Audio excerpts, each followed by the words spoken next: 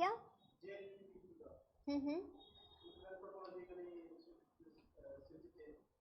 Anthropologist.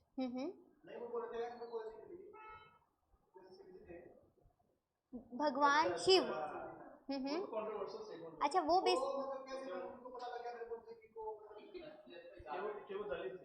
नहीं नहीं, पता क्या होता है, समटाइम्स ना बहुत अच्छी पोजीशन पे पहुंचने के बाद भी।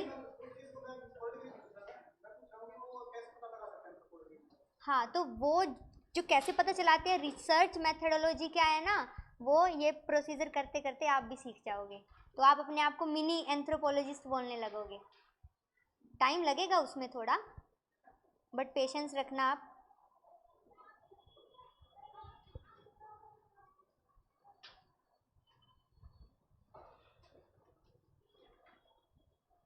भैया मेरे में ऐप ओपन नहीं हो रहा है।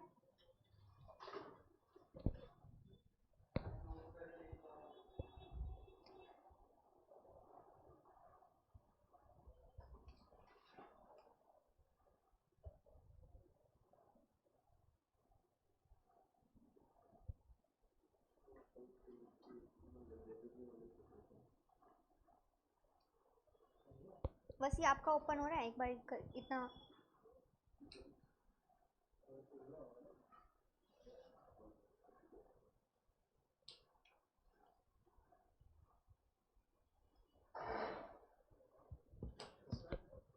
हो गया, थैंक यू।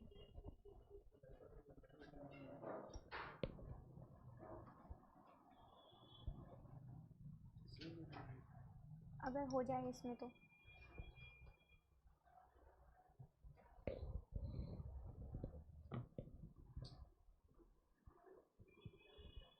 Thank you.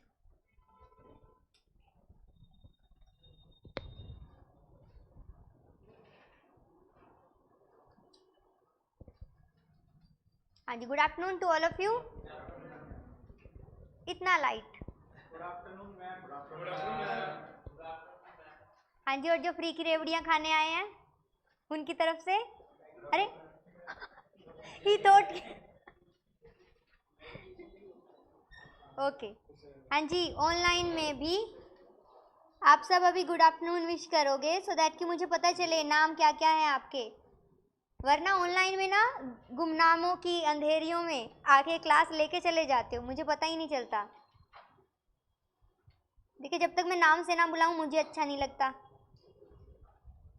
हाँ जी, वसी आप ऑफलाइन में हो। हाँ जी, हाँ जी, गुड आफ्टरनून वंश, गुड आफ्टरनून सुधा। अरे सुधा आप किया करो comment.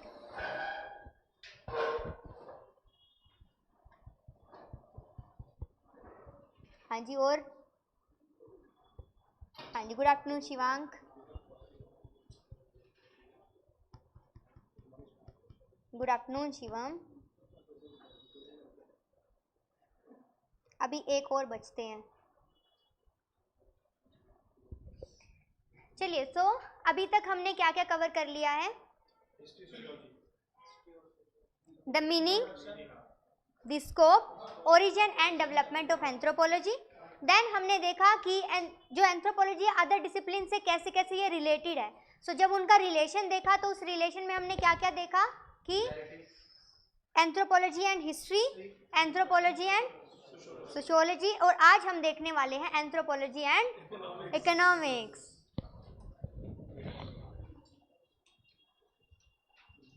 Okay, so first you need to tell me what do you think by the word economics? Economics means something which is related with money. Okay. The economic development, हाँ जी.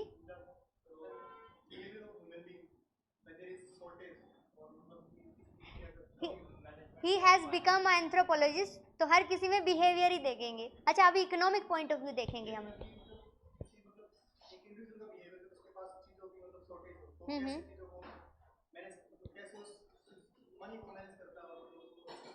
Okay, हाँ जी, online में भी सब बताएंगे कि आप word economic से क्या समझते हो।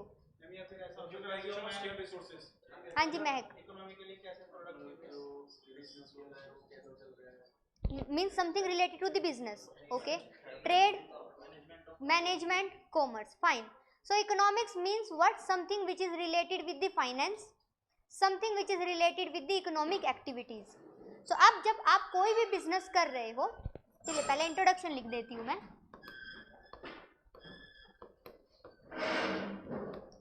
देखिए 2 से 4 का वो टाइम होता है जिस टाइम में अगर हम कुछ ना करें तो इस टाइम में नींद पक्का आती है ना. 2 से 4 का टाइम ऐसा ही होता है ना.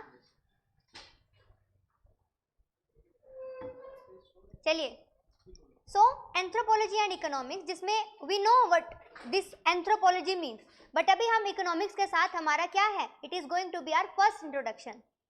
पानी पी के आना है तो पी के आ सकते हो, कोई बात नहीं. So economics means what? Economics means something which is related with the finance, something which is related with the economic activities. So by the word economic activity we means various kind of activities. अब मुझे कुछ पैसा कमाना है, means I want to do one kind of business, या कुछ भी मुझे करना है, तो उस बिजनेस को करने के लिए पर्टिकुलरली मुझे काफ़ी सारी एक्टिविटी करनी पड़ेगी. सपोज करो, अब हम सपोज करके चलते हैं कि मुझे एक बिजनेस करना है. बिजनेस में बता देती हूँ कि किस तरीके का करना है, आप सबको मुझे बतानी है कि क्या क्या एक्टिविटीज उसमें आएंगी. फाइन. सो सपोज करिए मेरे को बिजनेस करना है, ई कॉमर्स साइट है अमेजोन एंड फ्लिपकार्ट. चलिए मैं तो मिंत्रा लेके चलती हूँ, ठीक है, अमेजोन, मिंत्रा या फ्लिपकार्ट. अब इनके ऊपर मुझे, अभी आप सबने देखा होगा ऑनलाइन बिजनेस कितना चल रहा है. इन ई कॉमर्स, ये जो साइट होती है इनको बोला जाता है ई कॉमर्स साइट. क्यों? क्योंकि ये आपको कॉमर्स मीन्स एक मार्केट प्रोवाइड करवा रहे हैं और वो मार्केट आपको ये इलेक्ट्रॉनिकली प्रोवाइड करवा रहे हैं. सो अब इन तरीके की ये जो साइट्स हैं, यहाँ पे मैं एक सेलर हूँ और मैं मान लीजिए बनाती हूँ ड्रेसेस विमेन के लिए. सो वो ड्रेसेस मुझे अपनी इस साइट के थ्रू सेल करनी है कंज्यूमर को. तो मेरे को क्या करना है, मेरे को इन ई कॉमर्स साइट पे रजिस्टर होना है. ऐसे ही रजिस्टर हो जाऊंगी क्या? नहीं, मुझे कुछ इकोनॉमिक एक्टिविटीज करनी पड़ेंगी. तो अब आप सबको मुझे बताना है क्या क्या वो इकोनॉमिक एक्टिविटीज हो सकती है जिससे मेरा ये बिजनेस चलेगा. टारगेट मैं बताती हूँ क्या. टारगेट है ड्रेसेस, सेल कहाँ करनी है, अमेजोन लिख देती हूँ खाली, अमेजोन के ऊपर. अब बताइए यहाँ तक पहुँचने के लिए मुझे कौन कौन सी एक्टिविटी करनी पड़ेगी. सबसे पहले मेरे हाथ में होना चाहिए पैसा. बिना पैसे के बिजनेस सोच भी नहीं सकती हूँ. सो जो पैसे, जिस पैसे से बिजनेस स्टार्ट होता है उसे हम बोलते हैं क्या, कैपिटल.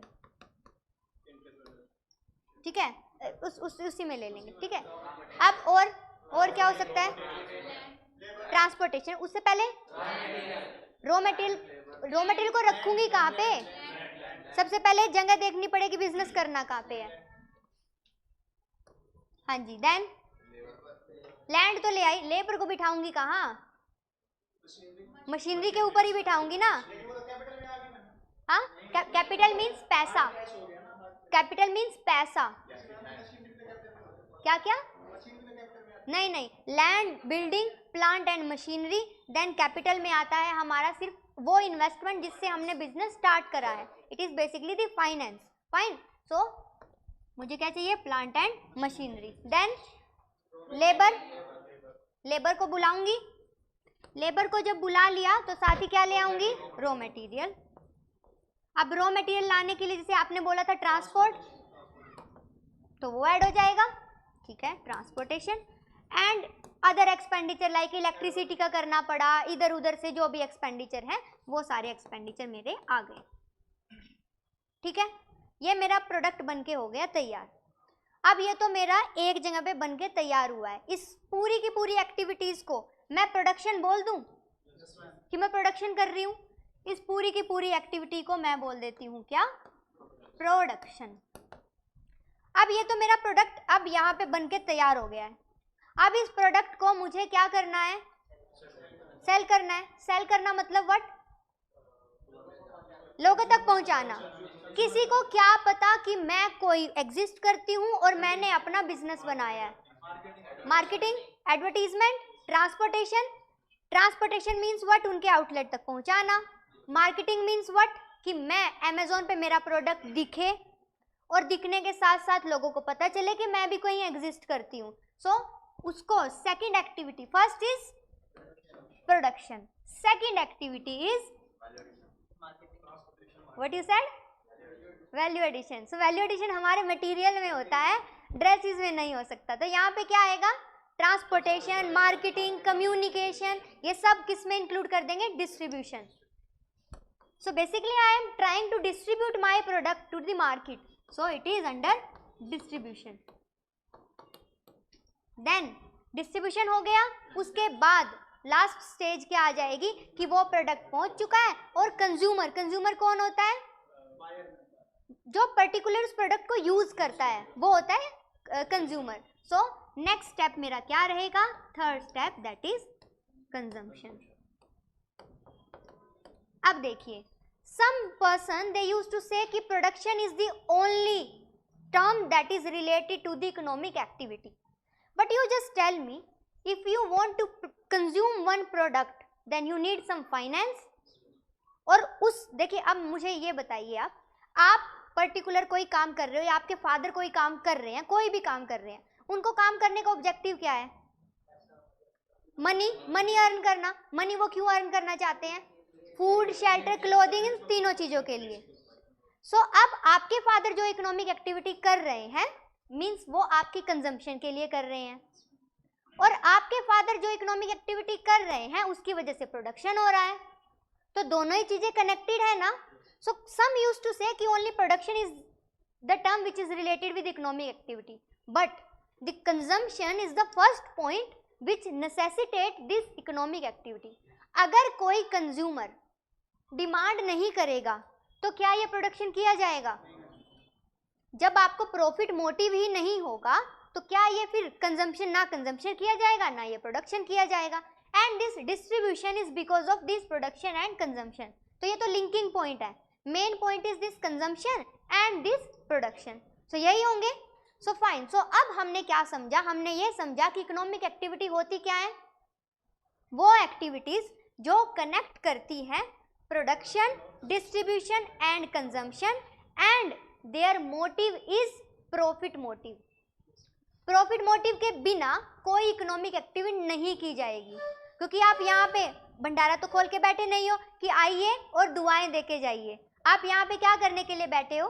अभी मुझे खुद भी बताइए, आप आईएएस क्यों बनना चाहते हो?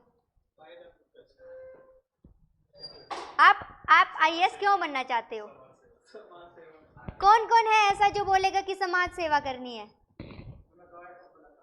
आप आईएफएस बनना चाहते हो, तो लेकिन आईएफएस बनना क्यों चाहते हो? ऑनेस्ट आंसर बताया है और सही आंसर बताया है एकदम। पता क्या होता है? क्योंकि सबको पता है, आप बोलोगे कि अरे नहीं मुझे तो पब्लिक वेलफेयर करना है। सो सबको पता है पब्लिक वेलफेयर करने के 1000 तरीके हैं।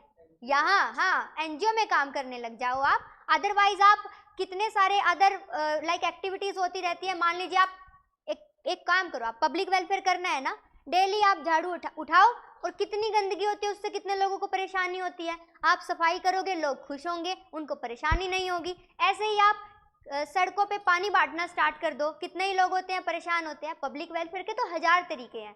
सो कोई भी प्रोफेशनली करना है public welfare, so it is just the power Prestige जिसके लिए आप इतनी मेहनत कर रहे हो, ये वो है। सो आपने जस्ट ये समझा कि इकोनॉमिक्स क्या है। Economics it is the combination of this 3 words, और पूरी की पूरी इकोनॉमिक एक्टिविटी इन्हीं तीनों के चारों तरफ घूमती है। फाइन। सो अभी लिखिए,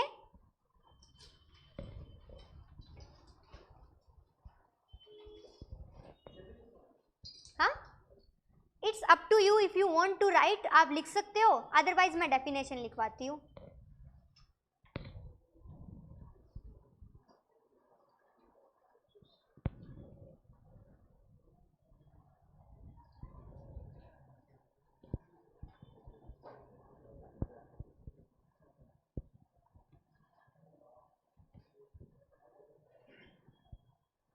हाँ जी लिखिए। वहाँ पे क्या जवाब दे? अच्छा फिर हमारा ये इंटरव्यू का क्लास हो जाएगा, क्लास करवा के लास्ट के 10 मिनट में इससे बात करते हैं, ठीक है? हाँ जी। नहीं पता क्या होता है, मैंने वही बोला था ना, जब भी हम आईएएस का प्रिपरेशन स्टार्ट करते हैं ना, तो टशन में हमारे माइंड में सबसे पहले आता है इंटरव्यू। कि इंटरव्यू में क्या पहने, इंटरव्यू में क्या बोले, इंटरव्यू कैसा जाएगा।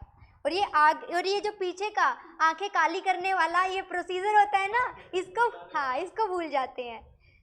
हाँ जी लिखिए, economics studies economic man, economics studies economic man, or the man who produces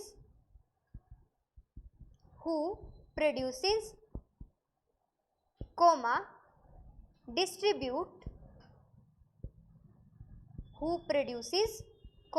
distributes and consumes goods and services,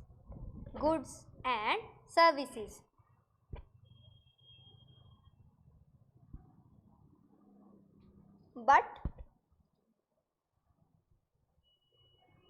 अच्छा एक और मेरे को बात समझाना है। देखिए बैगिंग जो है, बैगिंग में भी मनी इन्वॉल्व होता है, या डोनेशन में भी मनी इन्वॉल्व होता है, या उसको भी छोड़िए, भंडारा लेके चलते हैं उससे आप सब कनेक्टेड है।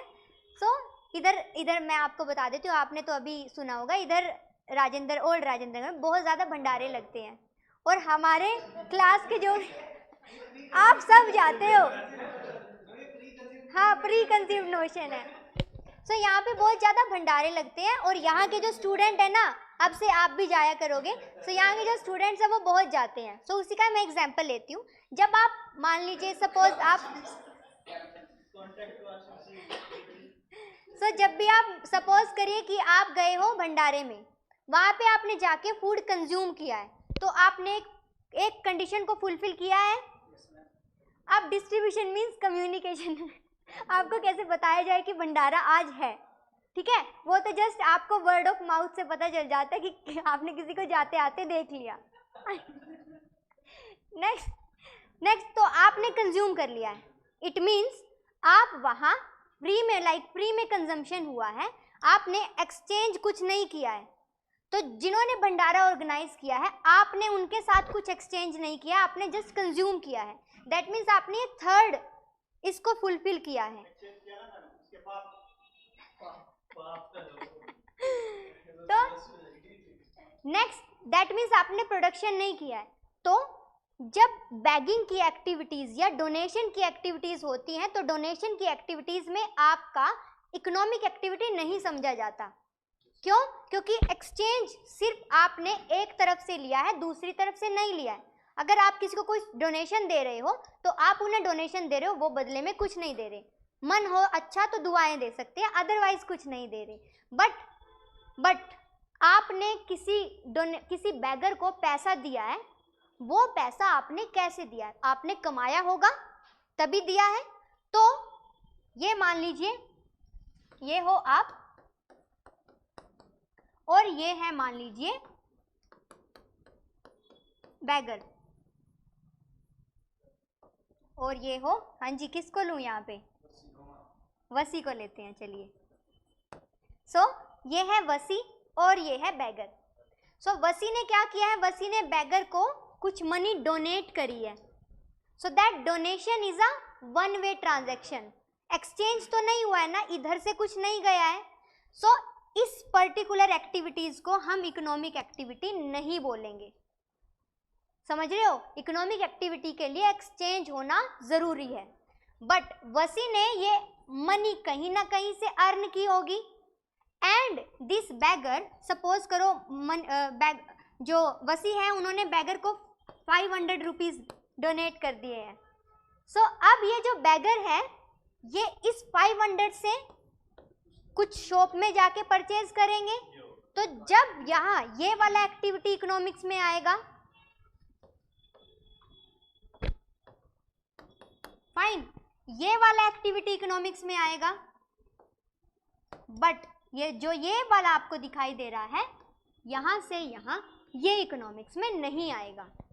अब ये जो पर्टिकुलर इनके बीच में रिलेशन हुआ है, अब every person they do not donate, हर कोई नहीं देता पैसा, किसी के पास भी हो, बट हर कोई नहीं देता। अब कौन पर्सन देता है, कौन पर्सन नहीं देता, इट डिपेंड्स अपॉन कि किसको बैगर की कंडीशन देख के फील हुआ है कि इसे मेरी असिस्टेंस की जरूरत है। सो अगर आपको बैगर की कंडीशन देख के आपके अंदर इमोशन जनरेट होते हैं और आपको पर्सनलाइज लगता है तो आप ये करोगे। ठीक है, अभी ऐसे हाल ही में थोड़े टाइम पहले एक किसी एक बैगर से पूछा गया कि आपका दिन में कितना हो जाता होगा, तो बैगर ने बोला, मैंने आई थिंक पहले भी क्लास में बताया, तो उसने बोला 200 से 300 हो जाता है एक दिन का। तो फिर उन्होंने बोला अगर जो वो पर्सन होते हैं ना जो बोल देते हैं अरे माफ करो आगे जाओ, कह रहे अगर वो माफ करो वाले भी आ जाए ना तो मेरा 1000 से 1500 हो जाएगा एक दिन में। तो मतलब बैगर का भी मार्जिन होता है। सो अब ये जो एक्टिविटी होगी ना डोनेशन वाली, ये डिपेंड करती है आपके इमोशन, आपके बिहेवियर, आपकी पेरेंटिंग, इन सब के ऊपर डिपेंड करते हैं। तो मैं क्या मैं ये बोलूं कि ये अगर मैं स्टडी करूं इस ह्यूमन की, वसी की अगर मैं स्टडी करूं तो मुझे पता होगा। दैट मीन्स जो बैगर होते हैं ना वो भी साइकोलॉजिकल बड़े चालाक होते हैं, वो स्टडी कर लेते हैं, अरे इनका फेस देख के लग रहा है ये तरस खा जाएंगे, सो थोड़ी और वल्नरेबल कंडीशन दिखाते हैं। सो ये क्या है, it is the study of Mankind, and ये क्या है इकोनॉमिक्स, एंड वो भी क्या है इकोनॉमिक्स। तो अब आप मुझे बताइए ये पूरी जो ये है फैक्ट ए, ये है fact 2 and this is the fact 3। अब मुझे बताइए 1 + 2 + 3 दिस होल प्रोसीजर, इसमें there is a combination of anthro plus economics, है ना। So there is a combination of anthro plus economics. So economics में हम सिर्फ इकोनॉमिक एक्टिविटीज को नहीं, एंथ्रो की हेल्प से नॉन इकोनॉमिक एक्टिविटीज को भी लेके चलते हैं। फाइन। सो इससे आपने क्या समझा, इससे आपने ये समझा कि यहाँ पे हम इकोनॉमिक एक्टिविटीज, इकोनॉमिक्स में तो वो तो आएंगी, but because when we are studying it with the anthropology, so हम इसमें anthro plus economics means non economic activities को भी लेके चलते हैं। Is it clear to everyone? हाँ जी। सो लिखिए इकोनॉमिक्स, इकोनॉमिक्स लिखिए, इकोनॉमिक्स ऑल्सो इंक्लूड्स, अच्छा लिखना है क्या लिखवाया था मैंने, अच्छा but the economy, but the economy also include the activities, also include the activities which do not involve economic aspects, economic aspects,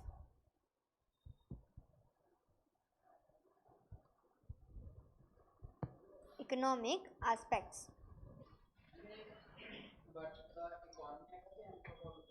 but the economy, economy में ऐसे भी फैक्ट्स इंक्लूडेड हैं जो कि नॉन इकोनॉमिक हैं, जो कि इकोनॉमिक नहीं है, क्योंकि हमने देखा ना अभी ये तो इकोनॉमिक पार्ट हो गया, ये नॉन इकोनॉमिक पार्ट है। ओके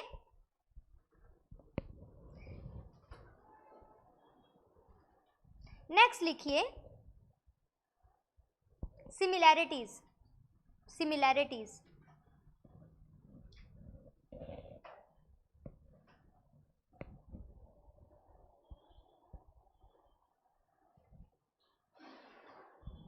अब 2 वर्ड्स होते हैं, एक तो बोला जाता है बोरोवर या बोरोइंग, एक बोला जाता है लैंडिंग। ठीक है, आप सबने सुना ही होगा। लैंडिंग का मतलब क्या होता है? सब लैंडिंग का मतलब है if I am providing the loan means जब मैं किसी को पैसा दे रही हूँ तो मैं लैंडर हूँ, मैं किसी को कुछ लैंड कर रही हूँ। और जब सामने वाला पैसा मीन्स जब आप किसी से लोन लेते हो तो उसे बोला जाता है क्या? बोरोइंग। सो बोरो कर रही हूँ। सो ये 2 टर्म्स होती है लैंडिंग एंड बोरोइंग। जब एक discipline basically the economics is providing any kind of study या any kind of material to the anthropology, तो आप क्या बोलोगे कि आपका जो इकोनॉमिक्स है has landed something to the anthropology. So लिखिए eco has landed eco has landed various concepts। हाँ जी, अब मुझे बताइए इसमें इकोनॉमिक्स में कॉन्सेप्ट क्या क्या आते होंगे, एट्रीब्यूट्स क्या क्या होते होंगे इसके। हाँ जी, ऑनलाइन में भी लिखोगे आप जो भी आपको लगता है। क्या लगता है आपको कि इकोनॉमिक्स में क्या क्या एट्रीब्यूट्स होते होंगे? मींस इकोनॉमिक्स का सब्जेक्ट मैटर क्या है? Production, distribution, consumption, market, trade, commerce, ये सब कुछ। तो लिखिए, economics has landed various concepts like production, distribution,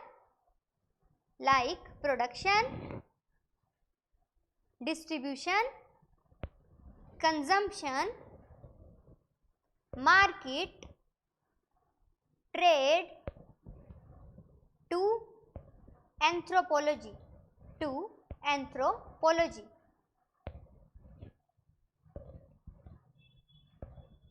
fine. So जब भी मैंने किसी इकोनॉमिक एक्टिविटी की बात करी तो मैं मटेरियल थिंग की बात कर रही हूँ या नॉन मटेरियल थिंग की बात कर रही हूँ? Material, something which is material. But मुझे ये बताइए, क्या हर इकोनॉमिक एक्टिविटी सिर्फ और सिर्फ प्रॉफिट मोटिव और मटेरियल थिंग के रिगार्डिंग ही हो? हर एक इकोनॉमिक एक्टिविटी मीन्स हर एक इकोनॉमिक एक्टिविटीज में बस उन्हें कुछ नहीं दिख रहा, बस profit profit profit and something which is related with the material thing. Donation वाले में चलो डोनेशन को अलग कर दो, वैसे कोई इकोनॉमिक एक्टिविटी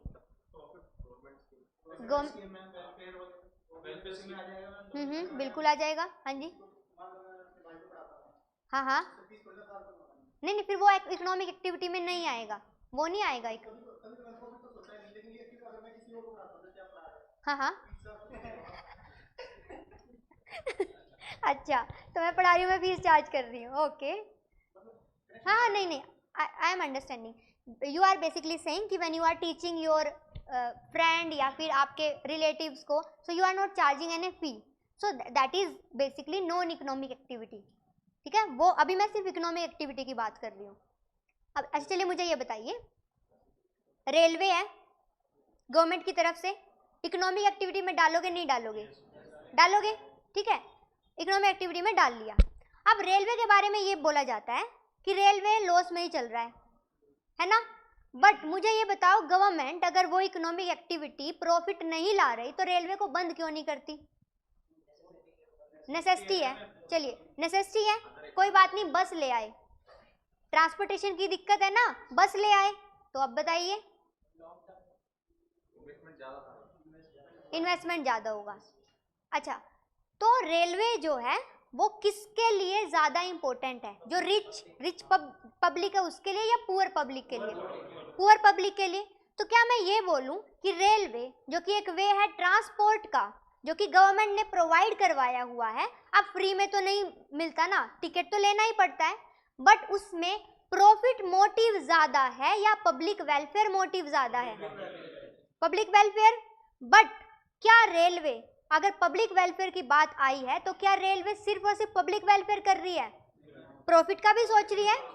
तो क्या मैं ये बोलूं इकोनॉमिक्स में सिर्फ मटेरियल थिंग और प्रॉफिट मोटिव ही नहीं, पब्लिक वेलफेयर या ह्यूमन वेलफेयर के बारे में भी बात की जाती है?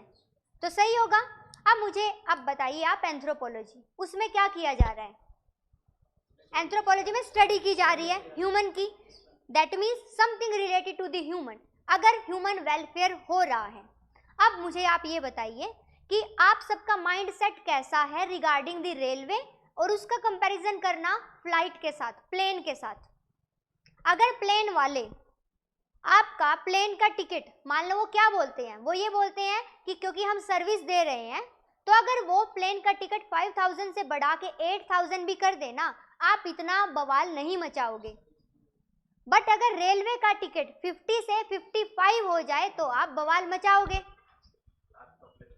हाँ, सो अब वो क्यों होता है? बिकॉज हमारा माइंडसेट ऐसा है कि plane means something which is related to the luxury, and railway चाहे कितनी अच्छी सर्विस दे दे, अभी आप मुझे बताइए, रेलवे, कुछ कुछ रेलवे एक्सप्रेस वाली जो है वो कितना बढ़िया एम्बियंस उनका है, कितना अच्छा वो देते हैं, है ना। आप में से कौन कौन बैठा है किसी किसी में भी? आप भी नहीं, ट्रेन में आज तक नहीं बैठे? आप भी नहीं बैठे महक? प्लेन में बैठे हो? प्लेन में भी नहीं बैठे, तो कोई बात नहीं, मैं भी आपको कंपनी कर देती हूँ, मैं ट्रेन में नहीं बैठी हूँ कभी भी। अरे प्लेन में भी नहीं बैठी हूँ, प्लेन में भी नहीं बैठी हूँ। हाँ जी, ऑनलाइन में बताइए आप में से कौन कौन बैठा है। अच्छा देखिए, हमारा सब्जेक्ट जो है बड़ा इजी है, इजी वे में करेंगे, कोई ऐसे बर्डन मत रखना कि अरे पढ़े पढ़े पढ़े पढ़े, फन करते करते पढ़ते चले जाएंगे। हाँ जी बताइए। सो बेसिकली हाँ, तो इसका मतलब ये नहीं है कि वी जो कि हमने नहीं लिया तो हम बहुत रिच हैं, ठीक है, ये ऐसा कोई क्लास आपको नीड फुलफिल नहीं। क्या?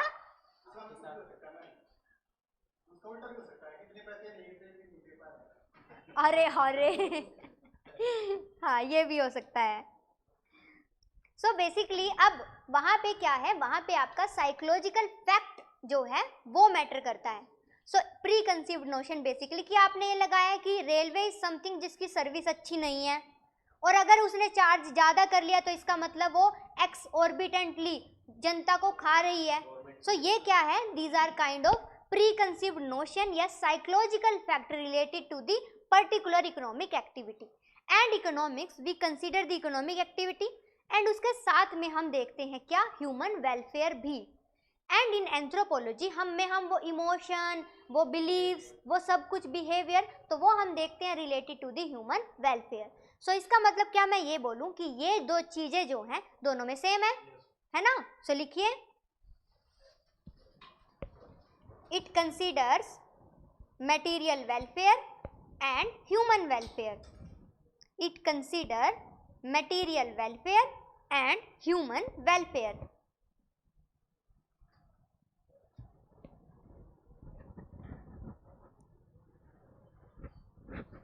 थर्ड लिखिए, थर्ड पॉइंट क्या सिमिलैरिटी है, it helps in understanding, it helps in understanding the problems in light of socio-cultural condition.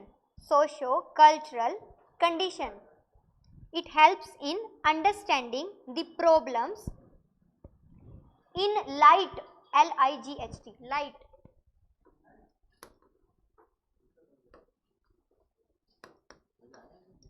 in light of socio-cultural conditions.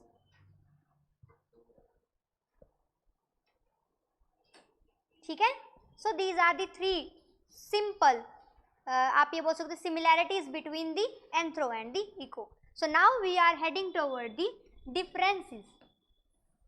बना लीजिए, एक तरफ डाल लीजिए एंथ्रो, दूसरी तरफ डाल लीजिए इको, एंड यहां पे differences.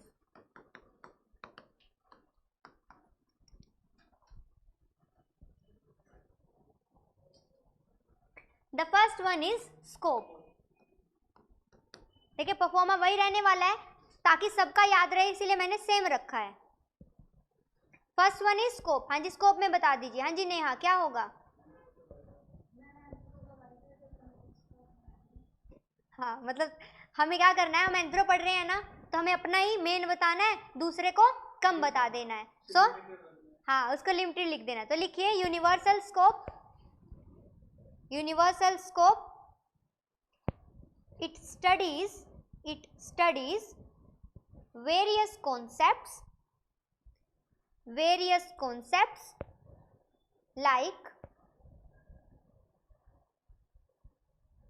socio-cultural, earth sciences and psychology.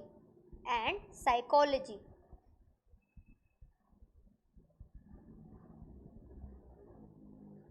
Next लिखिए इकोनॉमिक्स।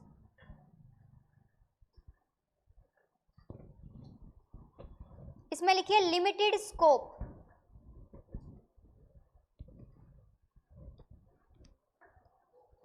Limited scope. नेक्स्ट लिखिए ओनली स्टडी। ओनली स्टडी, इसी में only study economics. Only study economics इन एडवांस्ड सोसाइटीज। इन एडवांस्ड सोसाइटीज। हाँ जी, नेक्स्ट क्या होगा? Subject matter. Advance societies means कि एक अभी मैं एक टर्म करवाऊंगी प्रिमिटिव सोसाइटीज, उसको समझाऊंगी भी। Primitive societies means ancient societies. Advance societies mean जो अभी चलती है। सो इकोनॉमिक्स में पहले वाली प्रिमिटिव सोसाइटी की बहुत ज़्यादा बात की नहीं जाती। क्यों? क्योंकि उस टाइम पे या तो बार्टर सिस्टम था या तो money was not so much involve.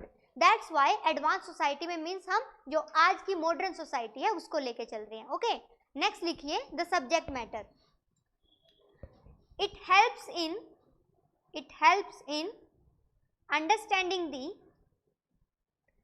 consumption pattern in various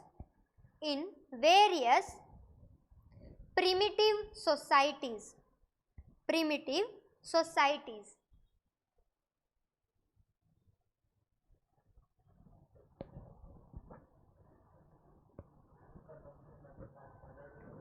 Helps in understanding the consumption pattern in various primitive societies. क्या? एडवांस का भी बता सकता है। एडवांस का तो वो बिहेवियर के बेसिस पे बताएगा, वो तो सभी बता रहे हैं। बट ये जिनका आज एग्जिस्ट नहीं करता, जो पहले एग्जिस्ट करता था, उसका भी बताएगा। मीन्स हेल्प करेगा उनके कंजम्पशन पैटर्न को समझने में। नेक्स्ट इकोनॉमिक्स में पहले लिख लीजिए, फिर बताती हूँ। It helps in understanding. Economics में लिखिए it helps in understanding how people through various consumption pattern compete for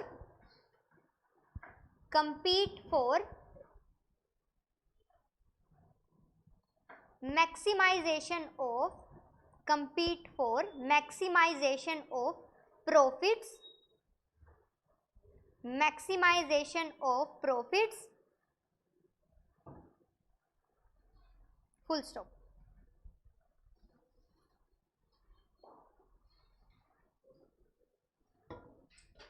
तो अभी आपको समझना है what is this word primitive societies. By the word primitive society we means the ancient society, and you know what kind of culture they have. उस time पे बहुत ज़्यादा economic activities होती नहीं थी।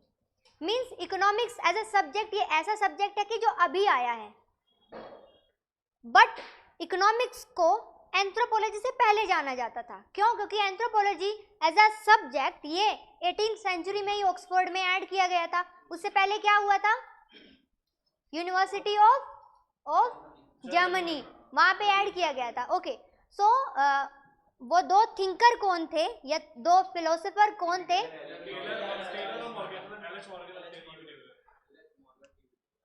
E.B. टेलर, उनको टीवी कर दिया। E.B. Taylor and L.H. Morgan, ये दो। अच्छा, तो मुझे ये बताइए सबसे पहले एंथ्रोपोलॉजी बुक किसने लिखी थी? Very good, very good. And मुझे बताइए कि फादर ऑफ कल्चरल एंथ्रोपोलॉजी किसको बोला जाता है?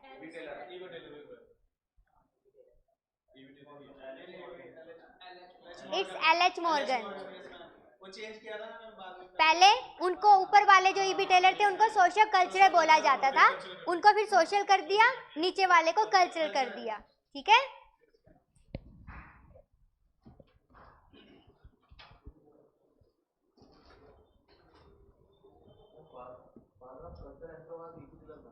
हाँ हाँ,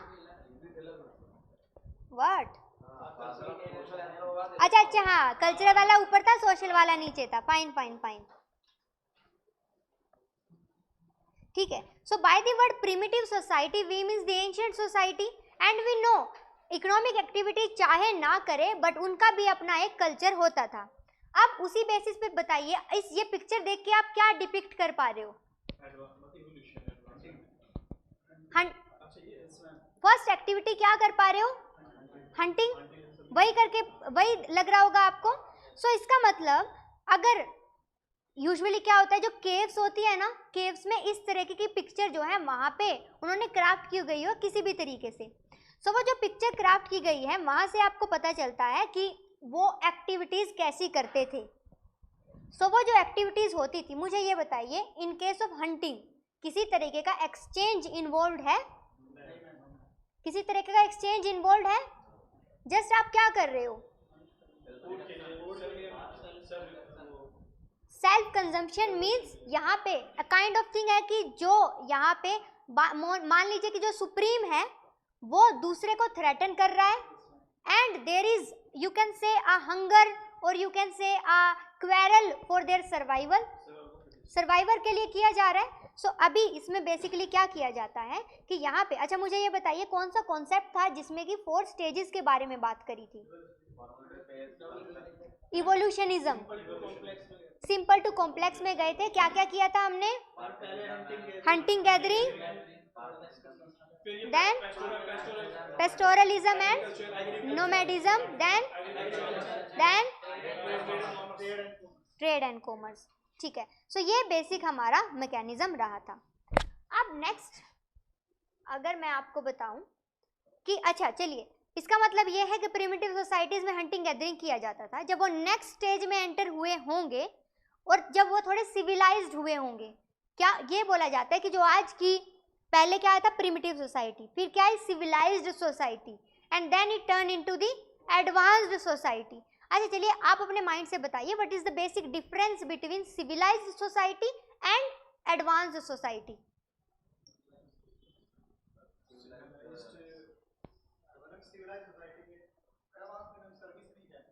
ठीक है, एडवांस में सर्विस भी है, एंड सिविलाइज्ड में रूल्स भी रहेंगे, रूल्स रेगुलेशंस रहेंगे और एक ही जगह में रहेंगे, वो ज़्यादा चेंजेस नहीं होगा उनके उसमें। देखिए, सिविलाइज्ड सोसाइटी मींस क्या? द सोसाइटी जहाँ पे इकोनॉमिक एक्टिविटीज जो थी they were related with the emotion, they are not so much profit oriented, or you can say कि profit motive is the only driver, वो नहीं था इन दी civilized society। by the word civilized का मतलब क्या है? कि थोड़े सभ्य हो। And in the advance society यहाँ पे सब कुछ होता है, ऐसा नहीं है advance society is non civilised, but it include civilised plus non civilised, ठीक है। सो वो होता है। अब इसका मतलब ये है प्रिमिटिव सोसाइटी में ये तो नहीं है कि ट्रेड नहीं होता होगा, तो इसमें ट्रेड भी होता होगा। सो फर्स्ट इस तरीके से, उसके बाद इवोल्यूशन हो गया, यहां से हम गए किस में? कॉलोनियलिज्म में। वो कैसा? आपको दिख रहा होगा कि यहाँ पे क्रॉप्स किसी और ने लगाई जा रही है, उसका एक्सप्लॉयटेशन कौन कर रहा है और किस तरीके से ये हो रहा है। उस टाइम पे मीन्स व्हाट? यहाँ पे अगर लोग किसी और को परेशान नहीं करते थे, एनिमल के लिए तो उनका थोड़ा अगेंस्ट रहता था, यहाँ पे अगर वो सिर्फ पूरा एक कम्युनिटी बन के रहते थे, यहाँ चेंज हो गया माइंडसेट, चेंज हो गया उनका साइकोलॉजिकल फैक्टर। अब किया जाने लगा क्या? Exploitation. And because of that exploitation आपका agriculture turn into the commercialization of agriculture, मानोगे ये चीज तो आप? एंड ये उसमें टर्न हो गया। when this hunting gathering, then it turned into the agriculture, or you can say then it turned into the commercialization, then this commercialization lead to the trade, because there is exploitation in the commercialization of agriculture, there is exploitation in the trade itself। अब trade में क्यों होगा? Profit maximisation, profit maximisation उसकी वजह से। सो अब या देखिए, आपको क्या है, सिर्फ आप अपने पिक्चर के व्यू से ही आप अपने माइंड में पॉइंट्स निकाल रहे हो कि आपको दिखाई दे रहा होगा कि यहाँ पे क्या हो रहा है, body language. Tell me with this body language क्या डिपिक्ट कर पा रहे हो कि यहाँ पे एक्सप्लोइटेशन हो रहा है related to the measurement. Body language से आप डिफाइन कर पा रहे हो ना, दैट मीन्स कि आप साइकोलॉजिकल फैक्टर मीन्स दिखाई नहीं दे रहा, क्या दे रहा है। सो इसमें बेसिकली किया क्या जा रहा है इन दी एंथ्रोपोलॉजी। एंथ्रोपोलॉजी में हम ये देख रहे हैं कि हमें स्टडी कैसे करना है। अब क्योंकि मैंने एंथ्रोपोलॉजी की स्टडी करी मीन्स मैंने, देखिए यहाँ पे जस्ट मैंने बॉडी लैंग्वेज ही तो पढ़ी है, और इस बॉडी लैंग्वेज के हेल्प से मैंने ये देखा कि कैसे जो प्रिमिटिव सोसाइटीज थी उससे ट्रेड चेंज हुआ है। तो ये एंथ्रोपोलॉजी ने हेल्प किया मुझे समझने में। बट इकोनॉमिक्स में बेसिकली हम जस्ट ये देखते हैं कि उन्होंने प्रॉफिट मैक्सिमाइजेशन किया है या नहीं किया, कैसे किया, चेंज होके कैसे आया, वो इकोनॉमिक्स नहीं बताता है। वो कौन बताता है, एंथ्रोपोलॉजी बताता है। तो इकोनॉमिक्स क्या बताएगा, इकोनॉमिक्स सिर्फ बताएगा कि ट्रेड करने के रूल क्या थे उस टाइम पे। एंथ्रो क्या बताएगा कि ऐसे नॉन इकोनॉमिक एक्टिविटी से change in the behaviour lead to this type of trade. So I am repeating again, anthropology will tell us from this non-economic activity there is change in behavior, and this change in behavior lead to this type of trade. That's why because of the adulteration and anything कि मिलावट कर देते हैं या जो भी कर देते हैं, उसकी वजह से अब आपको पता चलता है कि अब ट्रेड जो है वो मटेरियलाइजेशन की तरफ ज़्यादा जा रहा है, ह्यूमन वेलफेयर को वो बैक सीट पे लेके आता जा रहा है। सो अब ये बेसिक जो है आपको मैकेनिज्म देखने को मिलेगा। फाइन, नेक्स्ट लिखिए the third one, integration. The third one, integration.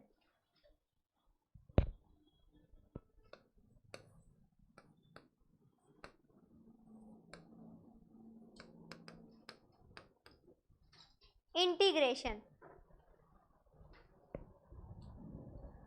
Integration में लिखिए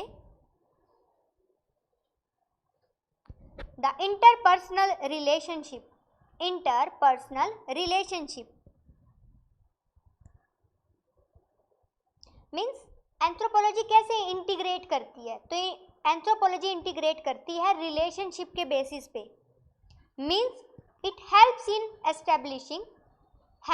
in establishing redistribution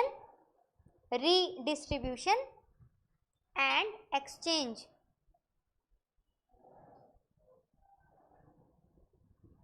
Redistribution and exchange. Next लिखिए फॉर इकोनॉमिक्स,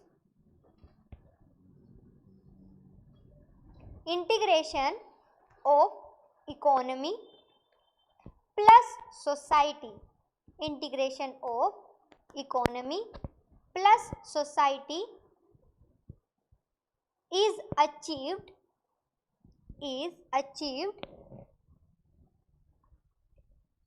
ये लिखना y का मतलब क्या होता है, थ्रो। बार बार बड़ा वर्ड लिखने से अच्छा है आप छोटा वर्ड लिख के शॉर्ट नोट में खत्म करो। सो y का मीनिंग एक बार ही तो ऐसे लिख लेना y और ब्रैकेट में तो, सो दैट कि नेक्स्ट टाइम आप इसी वर्ड को यूज करते रहो। सो लिखिए integration of economy and society is achieved by bureaucratic organisation.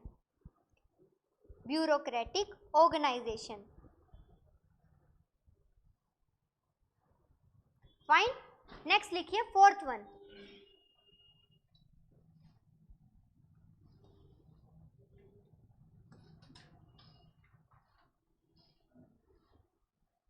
Next लिखिए fourth one, deals with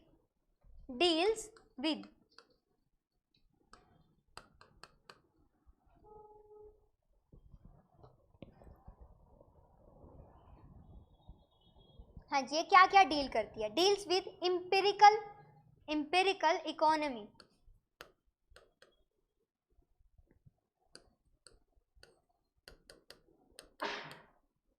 empirical economy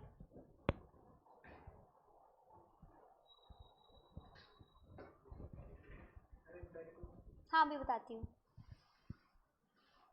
आपने प्रमोद की जॉब ले ली, ठीक है। It is related with something which is related with your experience. Empirical study का मतलब होता है आप प्रैक्टिकल स्टडी कर रहे हो, और एंथ्रोपोलॉजी में आप क्या करते हो, फील्ड में जाते हो, डेटा कलेक्ट करते हो। कैसा डेटा होता है वो, प्राइमरी या सेकेंडरी? प्राइमरी होता है ना।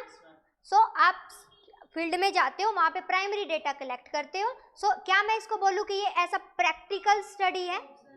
ऑब्जर्व करते हैं means something related with the practical experience. So empirical means something related with practical experience.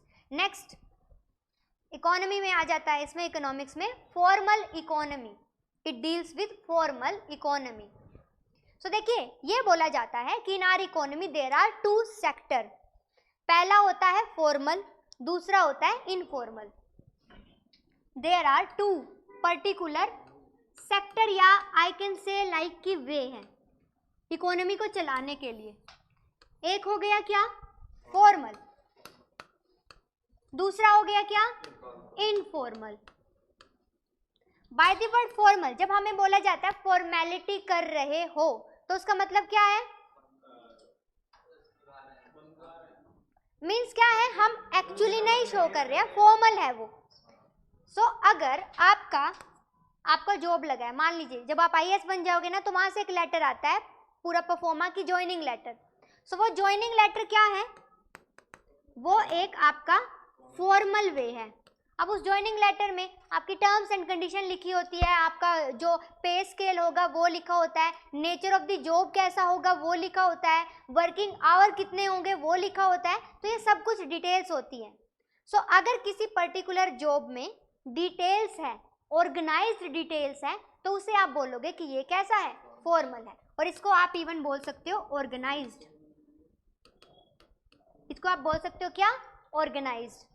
Informal basically क्या होता है, इसको आप बोलते हो अनऑर्गेनाइज्ड।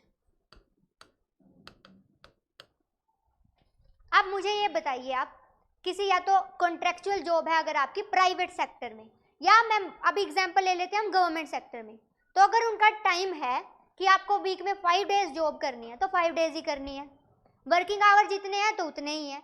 अगर उसमें बेसिकली ये होता है कि 4 पेड लीव है आपकी, तो 4 पेड लीव रहेगी। अब दूसरा एग्जांपल लीजिए कि मान लीजिए आप एग्जांपल ले लीजिए कि जोमेटो के जो डिलीवरी बॉय होते हैं वो है, बेसिकली उनके लिए एक और टर्म यूज की जाती है, अभी मैं नहीं बताऊंगी because it's related to the economics. Unorganised आप यही ले लीजिए कि अब उनका जो वर्किंग आवर्स है, अब मान लीजिए किसी ने बारिश के टाइम पे कुछ ऑर्डर किया है तो उनको बारिश में ही डिलीवर करने जाना पड़ेगा, means their working condition is not certain. उनके वर्किंग आवर्स जो है वो ज़्यादा हो सकते हैं, क्यों, क्योंकि उन्हें पर डिलीवरी के हिसाब से मिलता है। अब जितनी देंगे वर्किंग आवर का कोई वहाँ पे लिमिट नहीं है। इवन फैक्ट्रीज में जो काम करते हैं उनसे क्या किया जाता है, ज़्यादा घंटों के लिए काम करवाया जाता है, बीच में ब्रेक भी नहीं दिया जाता है, और उनसे छुट्टी के टाइम पे भी काम करवाया जाता है। तो ये सब कुछ फैक्टर क्या हो गए, ये सब कुछ फैक्टर क्या है, प्री डिटरमाइंड नहीं है।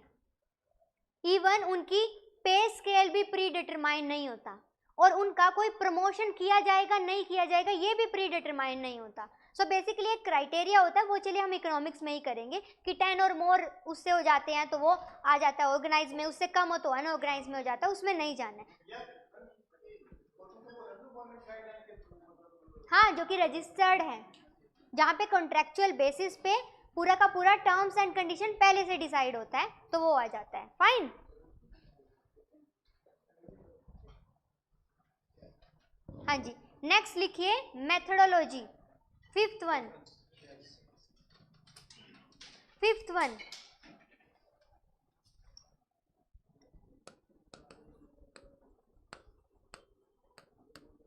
Methodology, fifth one. इसमें क्या लिखूं, कौन सा मेथड किया जाता है, एंथ्रो में क्या लिखूं, कौन सा मेथड किया जाता है, फील्ड वर्क लिख दीजिए। Field work, it facilitate field work and comparative analysis, facilitate field work and comparative analysis।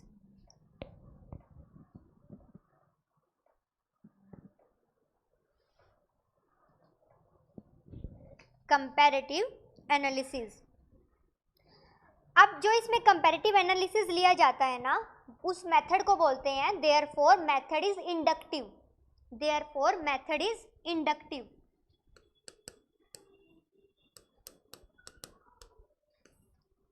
Therefore method is inductive.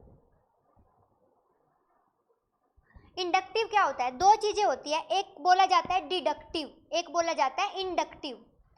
Bye the word inductive, inductive चलिए इसकी हेल्प से पढ़ेंगे हम। ये बेसिकली इकोनॉमिक्स में ना डिडक्टिव आता है। So by the word deductive you mean something, deduction.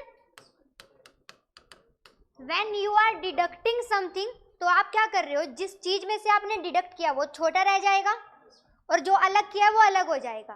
Fine. सो अभी बेसिकली इसमें लिखिए इंडक्टिव, इंडक्टिव वाले में inductive method, it means using particular facts and example to form general rules and principles। हाँ जी, it means using particular facts and example to form general rules and principles। general rules and principles। Is it clear to everyone? हाँ जी, in the online। next economics, वो कैसा है? General form में लिया जाता है and it is deductive. It is deductive.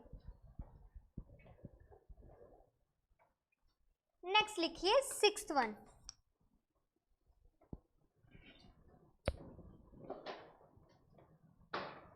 Treatment and approaches. Treatment and approaches.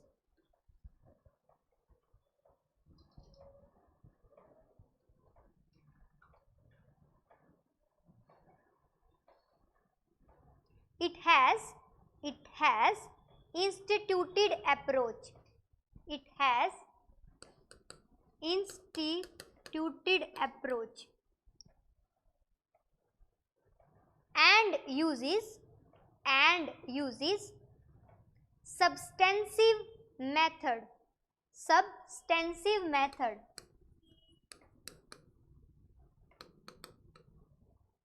substantive method। जैसे जैसे हम आगे बढ़ते जाएंगे ना, ऐसे ऐसे आपका रिटर्न का वर्क कम होता जाएगा, पीपीटीज ज़्यादा आती जाएंगी, नोट्स जो है फिर वो ज़्यादा मिलते चले जाएंगे। ठीक है, अभी थोड़े से ये एक दो 1.3 यूनिट तक थोड़ा सा ना लिखने का काम थोड़ा ज़्यादा है। सब्सटेंसिव का मीनिंग लिखिए, having a firm basis, having a firm basis in reality. firm basis in reality। हाँ जी, इको की साइड पे लिखिए, it treats economics as rational allocation of resources। treats economics as rational allocation of resources।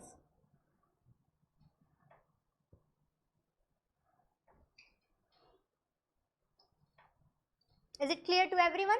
अभी एक काम करिए, आप लिखिए वैल्यू एडिशन, बस एक लाइन लिख लीजिए यहीं, value addition and refer notes.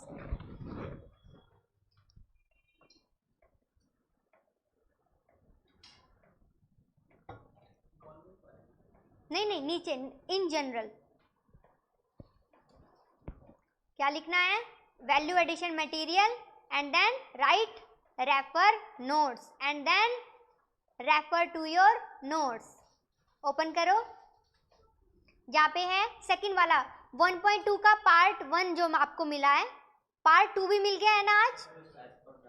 ठीक है, एक काम करना, पार्ट 1 एंड पार्ट 2 को साथ में स्टेपल करवा लेना। ओके, हाँ जी, इसमें वैल्यू एडिशन है मैक्स वेबर। इन टर्म्स को जो ये है formal rationality and substance rationality, इन दोनों को ही क्या कर लेना, आप हाईलाइट कर लेना। ओके हाँ जी, तो एक बार आप पढ़िए खुद से और फिर मैं इसका मीनिंग समझाती हूँ। नोट्स नहीं मिले, कोई बात नहीं, ले आओ आप। हाँ जी, महक आपके पास भी नहीं है? हाँ तो कोई बात नहीं, निकाल लो। अच्छा, इसमें आलस कर रहे हो?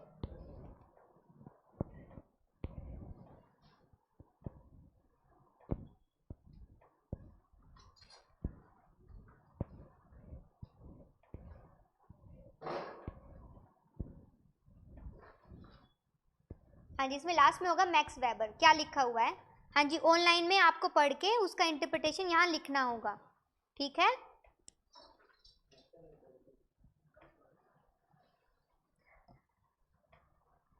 कोई बात नहीं, साथ वाले से हेल्प ले लो।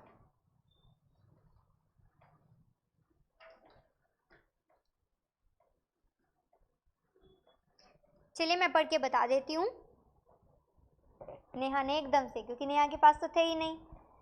सो बेसिकली फॉर्मल रैशनैलिटी का मतलब क्या है? पहला देखिए, bye the word rationality you mean your cognitive thinking, your rational power, की डिसीजन लेने की पावर। एक तो है कि आप इन्फ्लुएंस में आ जाते हो, एक क्या है, आप अपने बेसिस पे डिसीजन लेते हो अपने माइंड के साथ।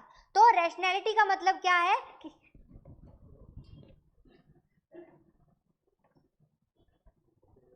it's just an example. So basically by the word rationality we means, rationality का मतलब है कि आप अपने माइंड के साथ अपना डिसीजन लेते हो। हाँ, आप अपना लॉजिकल डिसीजन लेते हो। मीन्स क्या है कि आप इधर मान लीजिए, इधर आप मेट्रो से यहाँ तक चल के आते हो, यहाँ से आगे तक जाते हो, आपको 1000 इंस्टीट्यूट के 1000 बोर्ड देखने को मिलेंगे, आपको 1000 कोचिंग मिलेगी, आपको 1000 ऑप्शनल मिलेंगे, बट फिर आप अपने रैशनैलिटी के बेसिस पे डिसाइड करें कि आपकी अप्रोच कहाँ सूट करती है। So that is basically the rationality. अब इसमें वर्ड आया है क्या? Formal rationality. So by the word formal we means abstract. Abstract का मतलब क्या था? दो चीजें हमने करी थी, एक करा था हमने कंक्रीट, एक हमने करा था एब्स्ट्रैक्ट। हाँ जी, so abstract means what?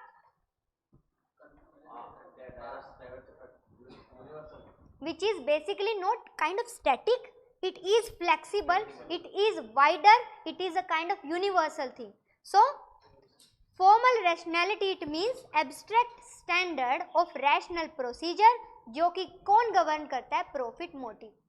Means when you want to earn profit, तो उस पर्टिकुलर ऑब्जेक्टिव के लिए what you are going to do is, आप रैशनैलिटी के साथ काम करोगे। आप ये नहीं सोचोगे कि पैसा, मान लीजिए किसी ने आपको बोल दिया कि इस जॉब में ज़्यादा पैसा है, तो आप चले जाओ, बस उसी में चले जाओ।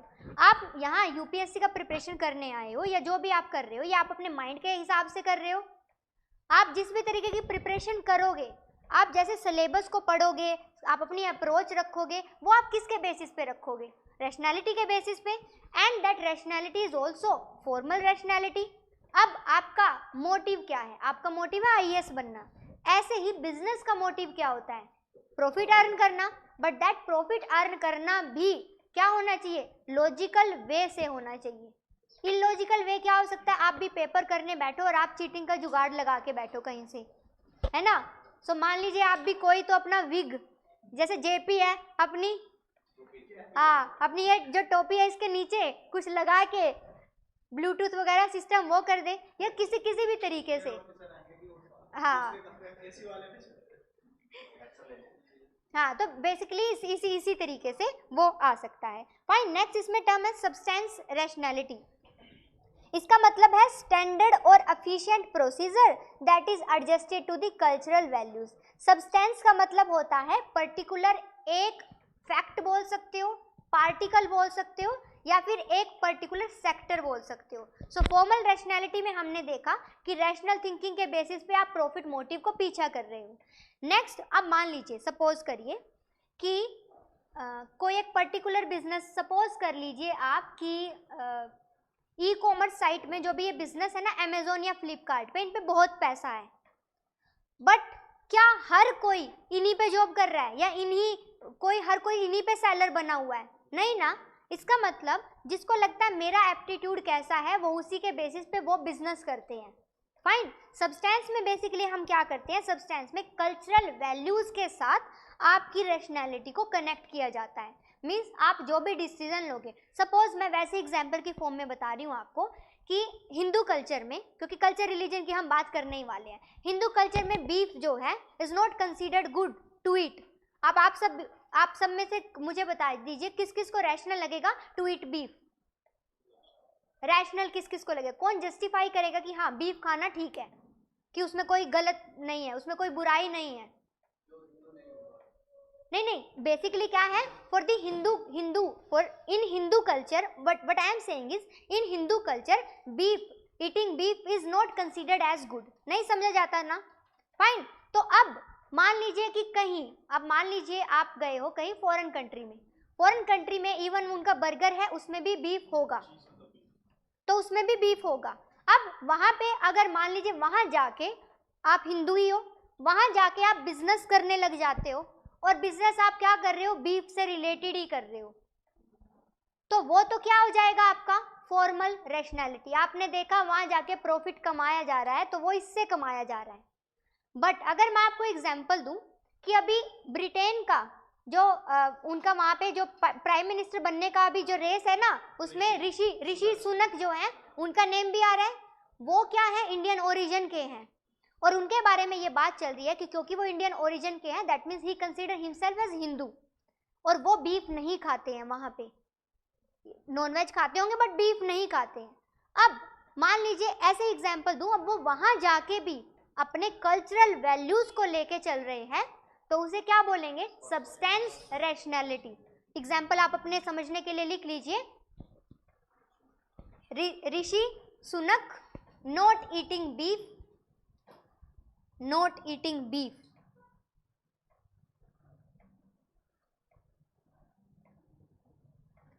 मीन्स उन्होंने अपना बिहेवियर, अपना ईटिंग कंजम्पशन पैटर्न ऐसा बनाया है जो कि उनकी कल्चरल वैल्यू के साथ एडजस्ट हो जाता है। Fine. So this is basically the substance rationality. So ये आपका एंथ्रोपोलॉजी एंड इकोनॉमिक्स होता है complete. Now the fourth one, anthropology and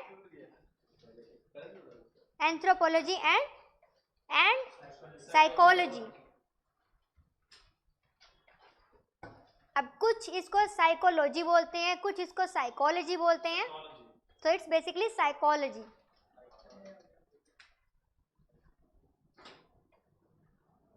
इसका फॉर्मल मीनिंग क्या है, कैसे काम करता है, क्या कुछ है, उस पे आएंगे बाद में। अभी मैं दे रही हूं आप सबको एक काम, ठीक है? ये काम बेसिकली है क्या,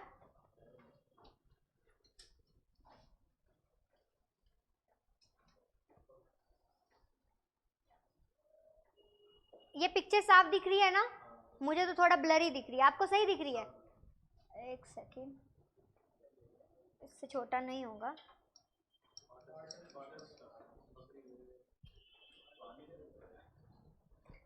नहीं, ट्रेड से मत रिलेट करिए, इकोनॉमिक्स खत्म हो चुका है। साइकोलॉजी से अब आप सबको क्या करना है, ये पिक्चर को आप 1 मिनट तक ध्यान से देखिए, और इसके बेसिस पे आपको क्या करनी है, स्टोरी बनानी है। फाइन। पिक्चराइज करते हुए स्टोरी बनानी है कि क्या बेसिकली हो सकता है। तो सब नहीं, किसी को आप इन्फ्लुएंस मत करिए, आपका जो है आप अपने माइंड में रखिए।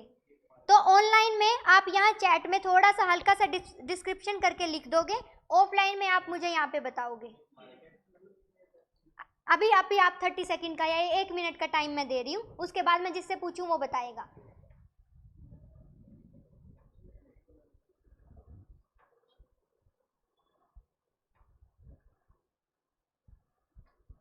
हाँ जी, ऑनलाइन में आप टाइप करके बताओगे।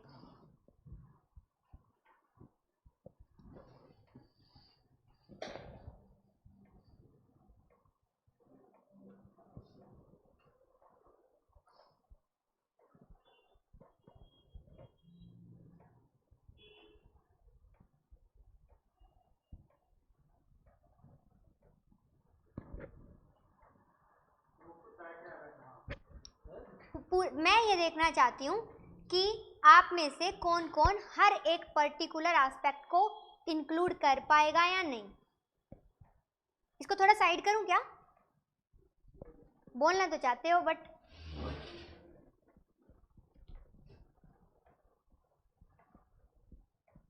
हाँ जी। So time is up. बना ली अपनी स्टोरी? ओके हाँ जी, आप जल्दी से ऑनलाइन वाले अपना टाइप कर दीजिए, बस 1-2 लाइन में ही कर देना, इतने में काम चल जाएगा, मैं समझ जाऊंगी। तो सबसे पहले मुझे बताएंगे, हाँ जी आपका नेम क्या है? सिद्धार्थ। हाँ जी सिद्धार्थ बताइए। मीन्स ये पिक्चर देख के आप क्या स्टोरी बनाओगे कि पर्टिकुलर यहाँ क्या हो रहा है, इनका कल्चर कैसा होगा, ये इनका कंजम्पशन पैटर्न कैसा होगा? Can I say like that it is related to the primitive society? हाँ जी। और ट्रेड भी चल रहा है, ट्रेड आगे बढ़ा, बार्टर सिस्टम चल रहा है। Okay, so you can depict that it's something which is related like a barter system. Okay हाँ जी, अभी मुझे बताएंगे रवि। यहाँ पे साइकोलॉजी ये बता रहा है कि मतलब हम कोई भी चीज़ दे के और अपनी ज़रूरत का सामान दे सकते हैं। ओके ले तो सकते हैं, मैं पूछ रही हूँ आपको यहाँ क्या हो रहा है? हाँ जी प्रिंस।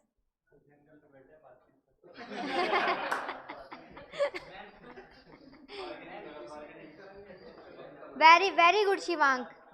Shivang great observation. यहाँ पे एक और चीज़ है, इनका स्टैंडर्ड ऑफ लिविंग भी तो दिखा है। हाँ स्टैंडर्ड ऑफ लिविंग शो कर रहा है। ओके देखिए शिवांग का ग्रेट ऑब्जर्वेशन रहा है, मैं बताऊंगी आपको, देखती हूँ अभी कौन कौन कर पाएगा ऑब्जर्वेशन। हाँ जी जेपी। के नीचे मार्केट सा लगा हुआ है प्रिमिटिव सोसाइटी का, वहाँ पे अपने लोग जरूरत के सामान एक्सचेंज बार्टर सिस्टम के थ्रू खरीद रहे हैं, वहाँ फूड खरीद रहे हैं और बर्तन भी है, और मतलब ऐसा और जो जरूरत की चीज़ है अपने दिनचर्या में जीने के लिए वो सब चीज़ें बिक रही है। ओके हाँ जिसके पास एक्सेस है वो उसको एक दूसरे से शेयर कर रहा है, एक्सचेंज कर रहा है। हाँ जी आपका नेम भूल गई मैं। तिलक। हाँ जी बताइए। इसमें बार्टर सिस्टम दिख रहा है। ठीक है। ये जो मार्केट लगी हुई है, हाँ हाँ। जो उनकी सोसाइटी उससे बाहर, मतलब जैसे गांव है उससे बाहर लगा हुआ है। सो बेसिकली आप में से कौन कौन बोलेगा बार्टर सिस्टम है? हाँ जी प्रमोद, आप नहीं बोलोगे बार्टर सिस्टम है?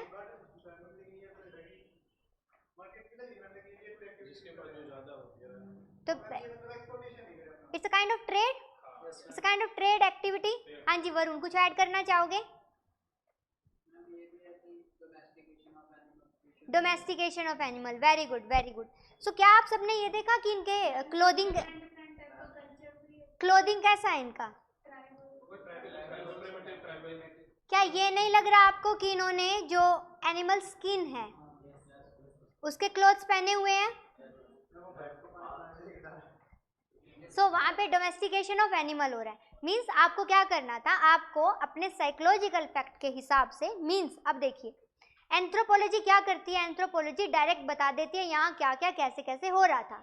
साइकोलॉजी क्या करती है, जो आप सबने यहाँ किया, आप सबने सिर्फ एक फैक्टर को तो देख लिया बार्टर सिस्टम हो रहा है, बट आप अपने हर किसी का माइंडसेट डिफर कर रहा था, बट एक ने जब बोल दिया बार्टर सिस्टम तो हर कोई उसी डायरेक्शन में सोचने लगा।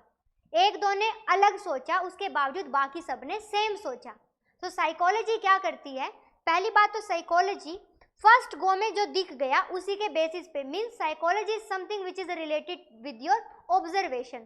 सो जो आप ऑब्जर्व कर लेते हो उसी के बेसिस पे आप इंटरप्रेट करने लग जाते हो। सो आपने फर्स्ट ऑब्जर्वेशन में क्या देखा, एक्सचेंज, और आपने क्या किया कि ये ऐसी सोसाइटी है जहां बार्टर सिस्टम हो रहा होगा। So with your observation you had framed a pre conceived notion, तो आपने एक नोशन अपनी तरफ से बना लिया। अब एक ने बार्टर सिस्टम बोल दिया, that means other mind being influenced with that person point. ऐसा नहीं आप अलग पॉइंट नहीं निकल के आ सकता, एक दो ने, शिवांग ने एंड वरुण ने बताया है डोमेस्टिकेशन ऑफ एनिमल, जो कि इस पॉइंट से दिखाई दे रहा है। बाद में प्रमोद भी ऐड हो ही गए थे। यू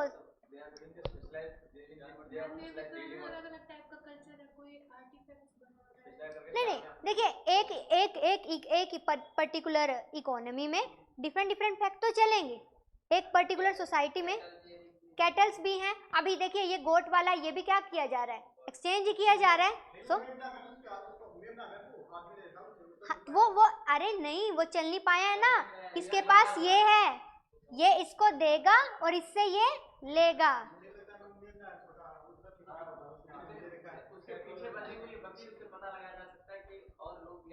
और उसने दिया होगा। So it is all about the interpretation. So अब मुझे ये बताइए, एंथ्रोपोलॉजी तो डायरेक्ट बता देगी कि ये ऐसे होता था, बट आपका psychology is depend upon different person observation. वो आपने अभी प्रैक्टिकली देख लिया कि हर कोई अलग अलग सोच सकता है। हाँ जी, बाकी ने नहीं बताया, शिवम ने, वंश ने।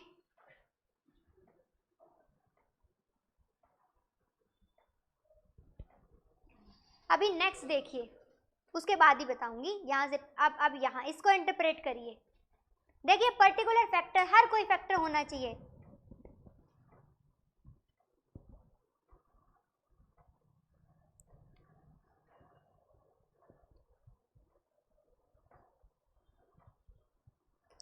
हाँ जी, अभी सब बताएंगे। देखिए आप सब इन्वॉल्व क्यों नहीं होते हो, ऑनलाइन में क्यों नहीं बताते हो। देखिए जितना आप इन्वॉल्व होंगे ना, उतना माइंड की कैपेसिटी बढ़ेगा, इतना माइंड अटेंटिव होके काम करेगा। सो अभी सबका आना चाहिए, शिवम, वंश, सुधा, शिवांक।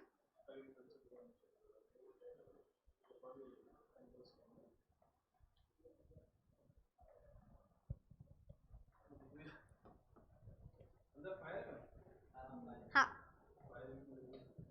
हो गया, चलिए अब बताइए। हाँ जी मुझे बताएंगे, हाँ जी महक बताएंगे। अच्छा कहीं आपको दिख रहा है किसी ने हंटिंग की हुई है? मतलब you had just interpreted with this picture that it may be hunting. Okay okay,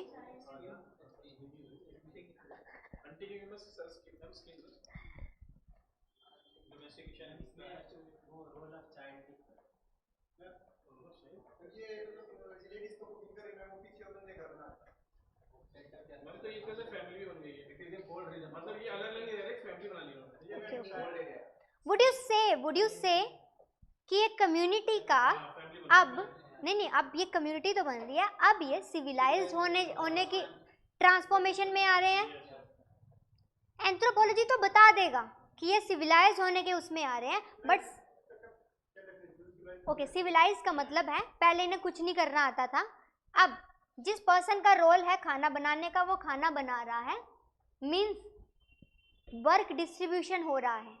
क्यों ये डिस्ट्रीब्यूशन है आज के टाइम में भी कि female will cook the food and the male will do this kind of work. Why this is the distribution? So ये क्या हो रहा है, society is turning into the civilized society. बिल्कुल बिल्कुल। सो पहले प्रिमिटिव था, वो जो प्रिमिटिव देखा, प्रिमिटिव से चेंज होके ये किस में आ रहा है, अब सिविलाइज्ड सोसाइटी में आ रहा है। सो नहीं वो भी सिविलाइज्ड है, जस्ट मैं बोल रही हूँ, मैंने ये नहीं बोला वो सिविलाइज्ड नहीं है, मैं जस्ट बोल रही हूँ कौन सी पिक्चर ये शो कर रही है कि ये सिविलाइज्ड है या ये नहीं है। सिविलाइज का मतलब है you are transforming yourself into a, कि ऐसे ही आप ऐसे ही रह रहे थे, उससे अब आप चेंज होके मैकेनाइज्ड वे में रहेंगे। अब आप अब आप खुद से सोच के मुझे बताइए कि एक तो आप नॉर्मल ऐसे ही रह रहे हो, दूसरा अब आप नॉर्मली अच्छे घर में रह रहे हो, अच्छी तरह तैयार होके आ रहे हो, आराम से आप सिविलाइज्ड वे में बोल रहे हो, बात कर रहे हो, ये सब चीज़ें कहाँ आ जाएंगी। So picture just I want to tell you कि पिक्चर से आप क्या इंटरप्रेट कर पा रहे हो, वो साइकोलॉजी सही हिसाब से तरीके से नहीं बताती है, वो बताती है ऑब्जर्वेशन से, इंटरप्रिटेशन से। बट आपका जो एंथ्रोपोलॉजी है वो आपको डायरेक्ट बताता है कि क्या हुआ है, कैसे हुआ है, क्यों हुआ है। फाइन। हाँ जी, तो शिवांक ने बोला है कम्युनिटी कोऑर्डिनेशन वर्क, हाँ बिल्कुल वो भी आ सकता है। शिवम ने बोला कम्युनिटी। सर ये है बेसिक इंटरप्रिटेशन। अब आप खुद देखिए इतने ही लोग हैं, उनका इतना माइंडसेट है और उसी माइंडसेट के हिसाब से उन्होंने अलग अलग इंटरप्रिटेशन करी है। सो मानोगे? चलिए तो लिखिए एंथ्रोपोलॉजी एंड साइकोलॉजी।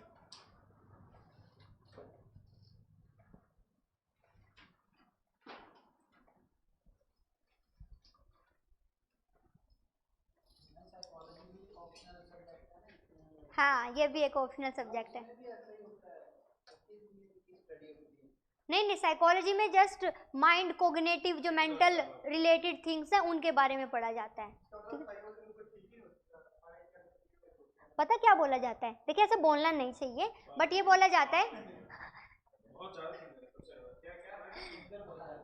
नहीं, मैं नहीं बोलती हूँ, आप ही बोल दो मेरी तरफ से। थोड़ा साफ सुथरा सा बोल दो ताकि उन्हें भी सुन जाए। नहीं, बोला जाता है, देखिए। ठीक है, सो इसमें it is a combination of two word. First is psyche plus logos. अब इसका मतलब क्या है? स्टडी। और इसका मतलब क्या है? काफी सारे वर्ड है। Principle of work, life, soul,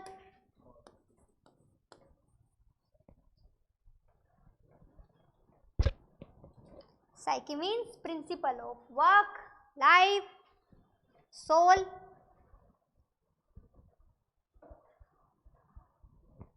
So इसका वैसे मीनिंग क्या निकल के आता है? Psychology it is the knowledge of soul. It is the knowledge of soul. Basic meaning इस दोनों वर्ड को ऐड करके क्या आ जाएगा? It is the knowledge of soul, the basic knowledge of soul.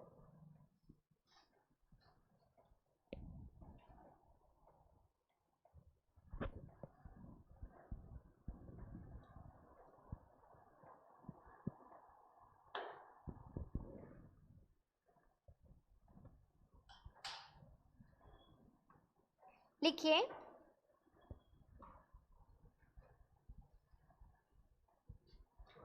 The simian पार्लिज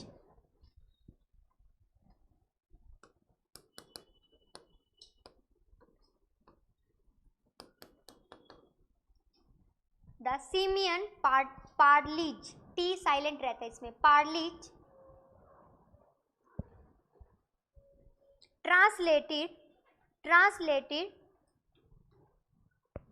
translated a book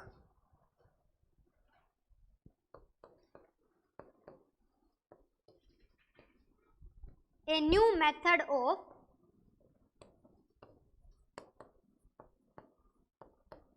psychic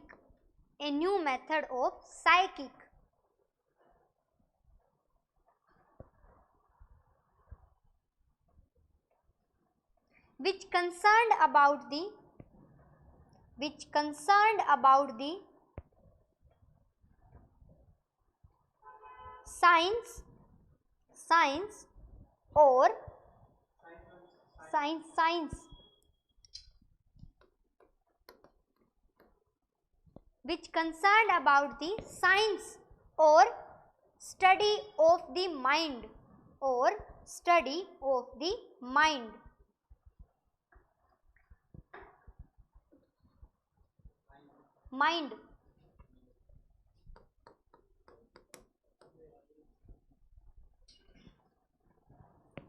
So, क्या मैं ये बोलूँ it is the study of the individual behaviour?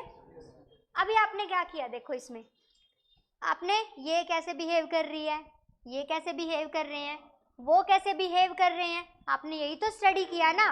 So can I say like that psychology is nothing but is the study of their behaviour and that behaviour on the personal interpretation, on the observation. Fine. So अच्छा, एक और picture को observe करके बताओगे? देखिए इसका सही आना चाहिए, हर एक पर्टिकुलर एस्पेक्ट को डिस्क्राइब करना और सही बताना कि क्या हो रहा है।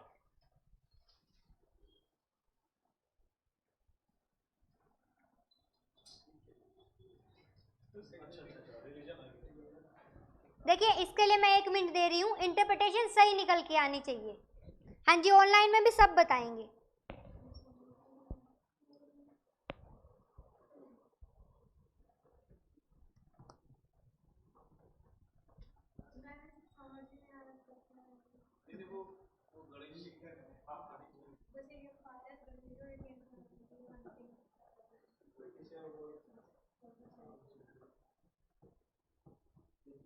साफ तो दिख रही है ना। जो प्रैक्टिस हो रही है इसमें religion role of religion rituals वो सब चालू हो गया।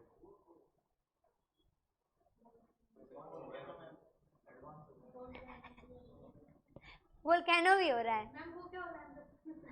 आग लग गई इसका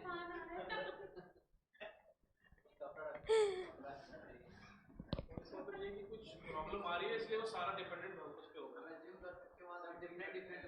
चलिए नहीं देखो, जिससे भी पूछूंगी उसको 2 या 3 लाइन की पूरी स्टोरी बतानी है, ठीक है? ओके ना? ओके। सो अभी मुझे स्टोरी बताएंगे। हाँ जी तिलक आप बताओगे।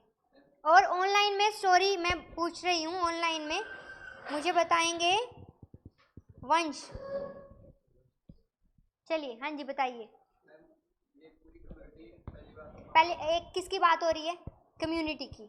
ओके हाँ जी पहाड़ों पे रह रही है, ठीक है। इससे ये अजम्पशन लगाई जा सकती है। वहाँ पर सिर्फ कल्टीवेशन होगी, ओके चलिए अजम्पशन नहीं लगानी है, पिक्चर में से ही देखना है जो हो रहा है। तो जहाँ म्यूनिसिपल प्रैक्टिसेस हो रही हैं और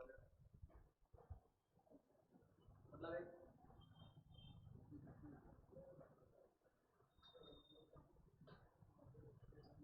और ये लोग उसमें केव में रह रहे हैं। केव में ये रह रहे हैं। ओके हाँ जी। और कोई बताना चाहेगा? Very good Shivang. Again Shivang has a practical explanation.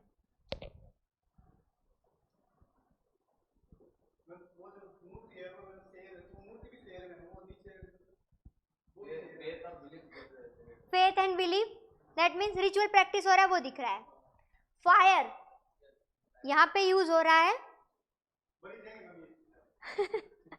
तो वो एनिमल का सेक्रीफाइस करने वाला है। Okay the fire in a constructive, एक second, the fire in a constructive way.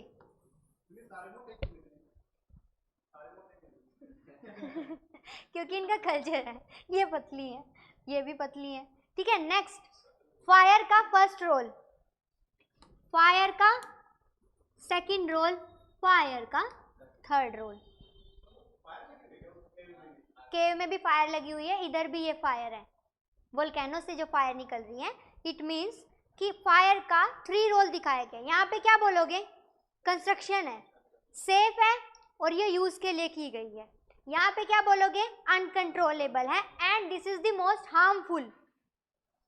So particular एक एक्ट से या एक प्रोसीजर से आप ये पता लगा सकते हो कि हाँ देख लो आप सब, मतलब मैं यहाँ बोलूँ वो नहीं, कोई आया या गया वो देखना है। साइकोलॉजी वही है ये आपकी। वापस से आए हैं सर, उनको भी देख लो एक बार।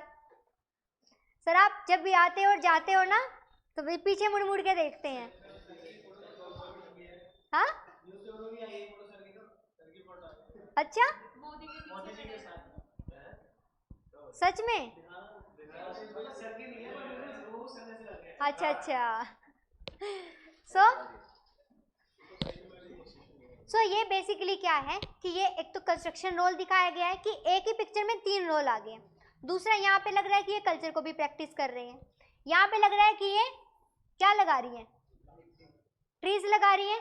दैट मीन्स डोमेस्टिकेशन, मीन्स वो इन्वायरमेंट का रोल यहाँ करके दिखाया गया है कि आप अगर इसको ऐसे यूज करोगे ये हार्मफुल नहीं होगा, बट अगर आप इन्वायरमेंटल अब्यूज फिर आपको ही हार्मफुल होगा वो आपके लिए। यहाँ पे एक तरफ इन्वायरमेंटल अच्छा बाद में देख लूंगी क्लास के बाद, ठीक है, दिखाना लेकिन मुझे। सो यहाँ पे क्या किया जा रहा है? सो ये सारी जो प्रैक्टिसेस हैं ये कैसे पता चल रही हैं? ऑब्जर्वेशन से। बट ऑब्जर्वेशन क्या हमेशा सही होती है?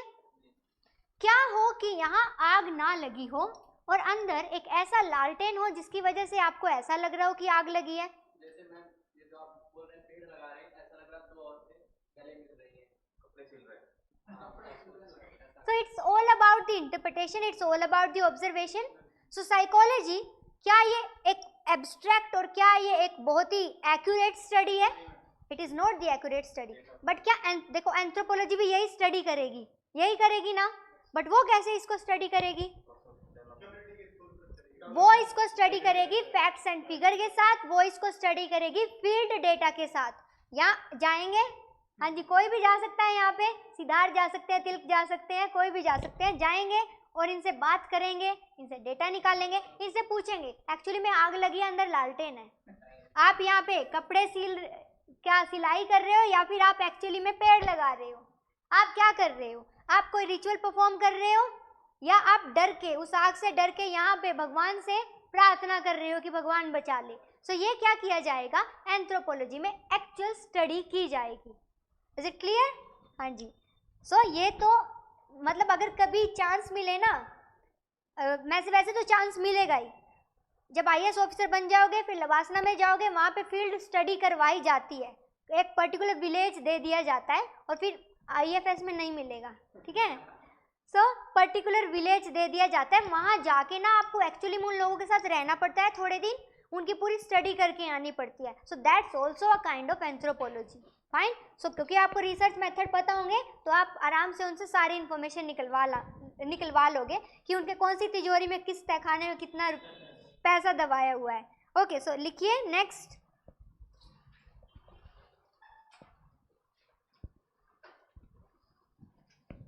मीनिंग आपने लिख लिया था, अभी आप लिखोगे similarities. Similarities, first one is both studies human behavior, both studies human behavior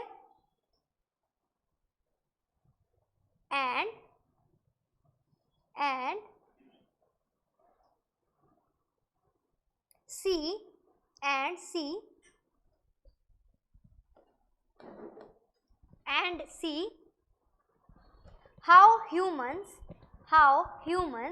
learn and acquire personalities, and see how humans learn and acquire personalities।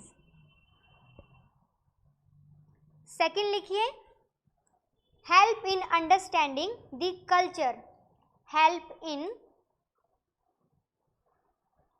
understanding the culture। Next third लिखिए help in studying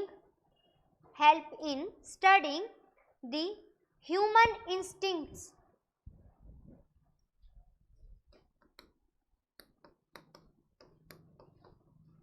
human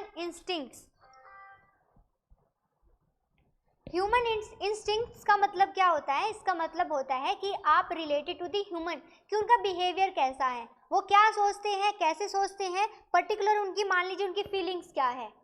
so ये जो सब चीज़ें होती हैं, ये मान लीजिए कि कोई पर्सन क्या कर सकता है, वो बिलीव कर सकता है कि अरेंज मैरिज इज़ बेटर, सम में बिलीव कि लव मैरिज इज़ बेटर। अब ये क्या है? ह्यूमन इंस्टिंक्ट्स है। अब आपका जो भी मान लीजिए आपकी थिंकिंग है, it depends upon what? It depends upon your parenting, it's depends upon your society कि वहाँ पे एक्सेप्टेबल है या नहीं है। हाँ नहीं, इट डिपेंड्स बट ये जो भी बिहेवियर है ये किसके ऊपर अफेक्ट कर, किसके ऊपर रिलेटेड है? It's related with your parenting, it's related with your society, it's related with your accepted norms, है ना? उसी के ऊपर ये डिपेंड करता है। नेक्स्ट लिखिए द फोर्थ वन। हाँ जी, हम आपका पर्सनल प्रॉब्लम थोड़ी पूछ रहे हैं। नेक्स्ट लिखिए the fourth one, genuine hybrid of ideas, genuine hybrid of ideas of anthropology and psychology, anthropology and psychology।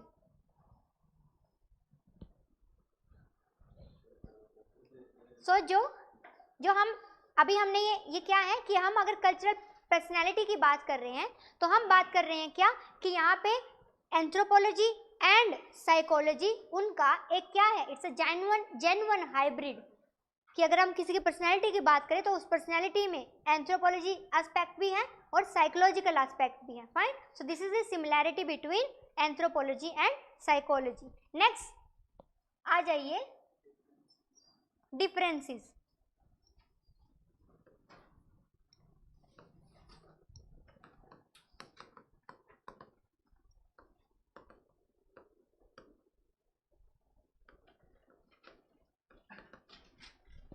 हाँ जी, फर्स्ट वन क्या आएगा?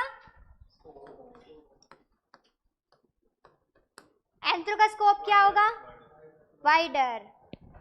मीन्स यूनिवर्सल बोल दूं? ओके. साइकोलॉजी में लिमिटेड स्कोप. हाँ, ये तो फ्री में चिपका दो इसको. तो next second one, subject matter. Neha ने भी कुछ तो बोला. चलो, सब्जेक्ट मैटर में हम क्या देखते हैं? इन केस ऑफ एंथ्रोपोलॉजी हम पहले प्रेफर करते हैं इंडिविजुअल स्टडी करें, and with the behaviour of the individual we turn into the society. पहले इंडिविजुअल बिहेवियर मीन्स क्या? जब आप फील्ड में जाते हो, फील्ड में डेटा कलेक्ट करते हो, तो आप इंडिविजुअल स्टडी करते हो और इंडिविजुअल स्टडी के बेसिस पे आप उनके कल्चर को डिफाइन करते हो. बट जब साइकोलॉजी में आप जाते हो तो वहाँ आप फील्ड डेटा नहीं करते, आप दूर खड़े होके पूरा उनको ऑब्जर्व करते हो. सो वहाँ पे आप एक को ऑब्जर्व नहीं कर रहे हो, सब मिलके क्या कर रहे हैं आप उसको ऑब्जर्व करते हो. समझ रहे हो? कम्युनिकेशन होता है. हाँ, इसमें ऑब्जर्वेशन होता है. ये बोल सकते हो कि इसमें बेसिकली अगर मैं बात करूँ एंथ्रोपोलॉजी में, उसमें वर्बल एंड नॉन वर्बल दोनों कम्युनिकेशन होता है. बट आपका साइकोलॉजी उसमें सिर्फ और सिर्फ उसमें ऑब्जर्वेशन होता है, बेसिकली नॉन वर्बल कम्युनिकेशन होता है. फाइन. सो इसमें लिखिए subject matter in it study of individuals. In anthro में लिखिए स्टडी ऑफ इंडिविजुअल्स. पहले क्या थे? प्रिमिटिव. लिखिए, ऐसे लिखना है आपको. पहले क्या थे? Primitive. Then civilized. And civilized में you will write agriculture. Then advanced. Trade डाल दूं? अच्छा, एक और बात. Do not restrict agriculture only to the civilized. It is there in the advanced as well. And do not consider trade is only in the advanced. Trade का थोड़ा सा हल्का सा जो मूवमेंट था वो इसमें भी था, है ना?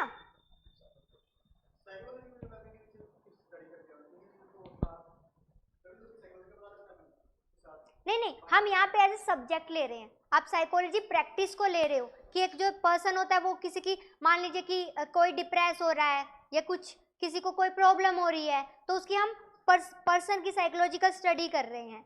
ठीक है. हम यहाँ बात करें साइकोलॉजी एज ए सब्जेक्ट की, कि अगर कंपैरिजन करें एंथ्रो का उसके साथ, तो एंथ्रो तो जाएगा एक एक का देख लेगा कि इनका इस तरीके से हुआ है. क्यों? क्योंकि उसमें फील्ड डेटा होता है. साइकोलॉजी में उसके कंपैरिजन में बेसिकली मैं क्या बताना चाहती हूँ आपको, क्योंकि हम एंथ्रो पढ़ रहे हैं और एंथ्रो हमें करना है, तो माइंडसेट सबका ऐसे होता है कि हमें एंथ्रो को अच्छा दिखाना है.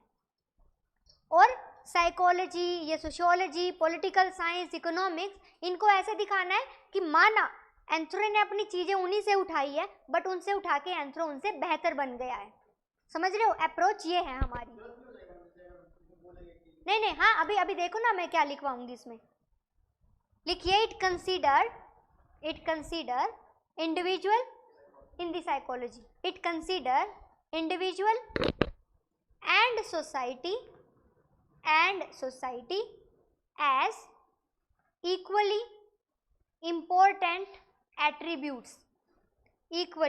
important attributes. Considers individuals and society as equally important attributes. ठीक है. नेक्स्ट लिखिए the third one, studies.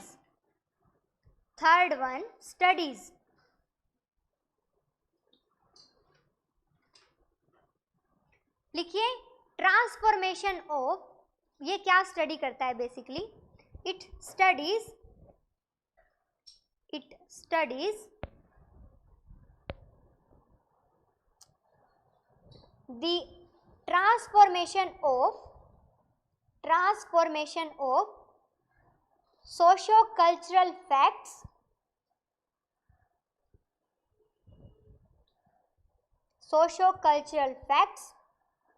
which are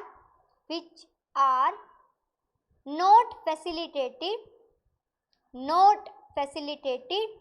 by biogenetic substances.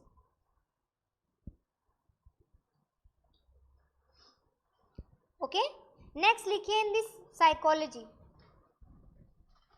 studies psychological facts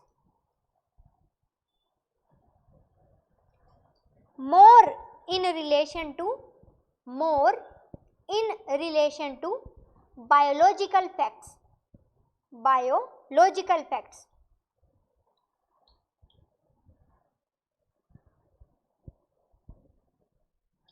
next लिखिए the fourth one method.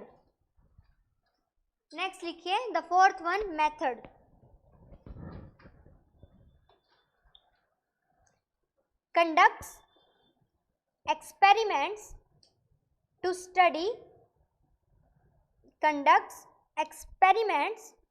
to study behavioral situation.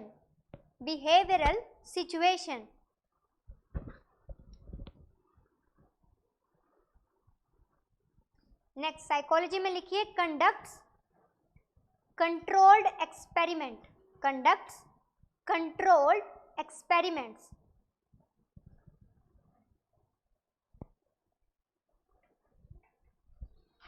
ठीक है. हाँ जी, प्रमोद ने चेहरा ऊपर उठाया है, मतलब कि इस पे थोड़ी एक्सप्लेनेशन चाहिए. ओके, सो बेसिक क्या है. हाँ, और बेचारे Prince and Mahak and Siddharth वो कुछ बोलते ही नहीं है. एंड तिलक कहते हैं मेरा तो मैम नैया पार लगा दो, जैसे चल रहा है बस चला दो. ओके, और अभी मैं माइंडसेट बताती हूँ साइकोलॉजी में जो पढ़ पा रही हूँ. रवि कह रहे हैं मैं चिल मोड में हूँ. जेपी कह रहे हैं कि ये गलिया ये चौबारा. और नेहा जग सुना लागे. और ऑनलाइन वाले उनके लिए कोई ऐसा गुमनाम है कोई, उनके लिए ये है. अगर किसी और को कोई और टाइटल या कुछ और सॉन्ग सही दिख रहा हो तो वो बताइए. ऑनलाइन वाले एक्सेप्ट तो करेंगे ना इस चीज को. नेक्स्ट लिखिए डेवलपमेंट. अच्छा, अरे हाँ ये तो रह ही गया, बाद में रह ही गया. ओके, सो फर्स्ट जो है मेथड, इसने ये फर्स्ट मेथड क्या है कि यहाँ पे कि बिहेवियरल जो सिचुएशन है उसको स्टडी करने की कोशिश करते हैं. बट साइकोलॉजी में क्या किया जाता है, साइकोलॉजी में जब माहौल बनाया जाता है ना तो वो कंट्रोल्ड एक्सपेरिमेंट होता है कि हम उन्हीं पर्टिकुलर फैक्टर्स की स्टडी करेंगे जो हमारे माइंड में ऑलरेडी है. अब जब आपने खुद ही यहाँ पे देखा, इसमें तो चलिए आपने फिर भी सही बता दिया क्योंकि हमने प्रैक्टिस कर लिया था. यहाँ एक या दो को छोड़ के बाकी बार्टर सिस्टम से बढ़ ही नहीं पाए थे. मीन्स क्या, आपने अपने माइंड को जब आप ऑब्जर्व कर रहे थे वहाँ आपने रिस्ट्रिक्ट कर लिया. क्यों रिस्ट्रिक्ट कर लिया? क्योंकि साइकोलॉजी की अपनी कुछ लिमिटेशन होती है. अगर आप इसे ओपन एंडेड मानोगे तो फिर क्या, फिर तो आप एक पर्सन की जिसकी आप ऑब्जर्वेशन कर रहे हो, उसने अगर ये हाथ ऐसे भी किया है तो उसका भी आप ये बोलोगे उसका मूवमेंट ऐसे रहता है, उसका मूवमेंट ऐसे नहीं रहता. सो अगर आप अपने माइंड में कंट्रोल्ड एक्सपेरिमेंट मीन्स कुछ फैक्ट फिगर पहले से परफॉर्मा डिसाइड रखोगे तो आप वैसे ही एक्ट करोगे. अदरवाइज तो साइकोलॉजी मीन्स कि आप उनके पैर का मूवमेंट, हाथ का मूवमेंट वो किस तरीके से कर रहे हैं वो सब ऑब्जर्व करते रहोगे और फिर ऑब्जर्वेशन कभी खत्म नहीं होगी. इस वजह से परव्यू को छोटा करने के लिए कंट्रोल्ड एक्सपेरिमेंट रखा जाता है. फाइन. ओके, नेक्स्ट लिखिए development.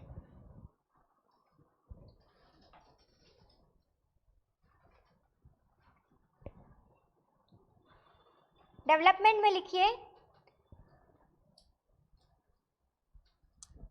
it helps in developing, it helps in developing discipline, it helps in developing discipline outrightly, okay, it helps in developing discipline outrightly, ignoring psychic fact, psychic fact, psychic fact. Next लिखिए,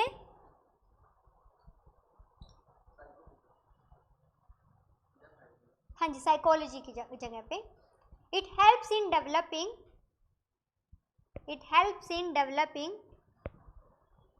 some status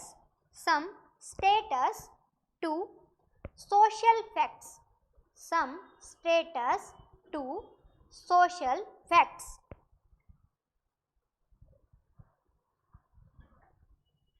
Is it clear to everyone? Okay, so अब next लिखिए value addition material and refer notes and refer to your notes.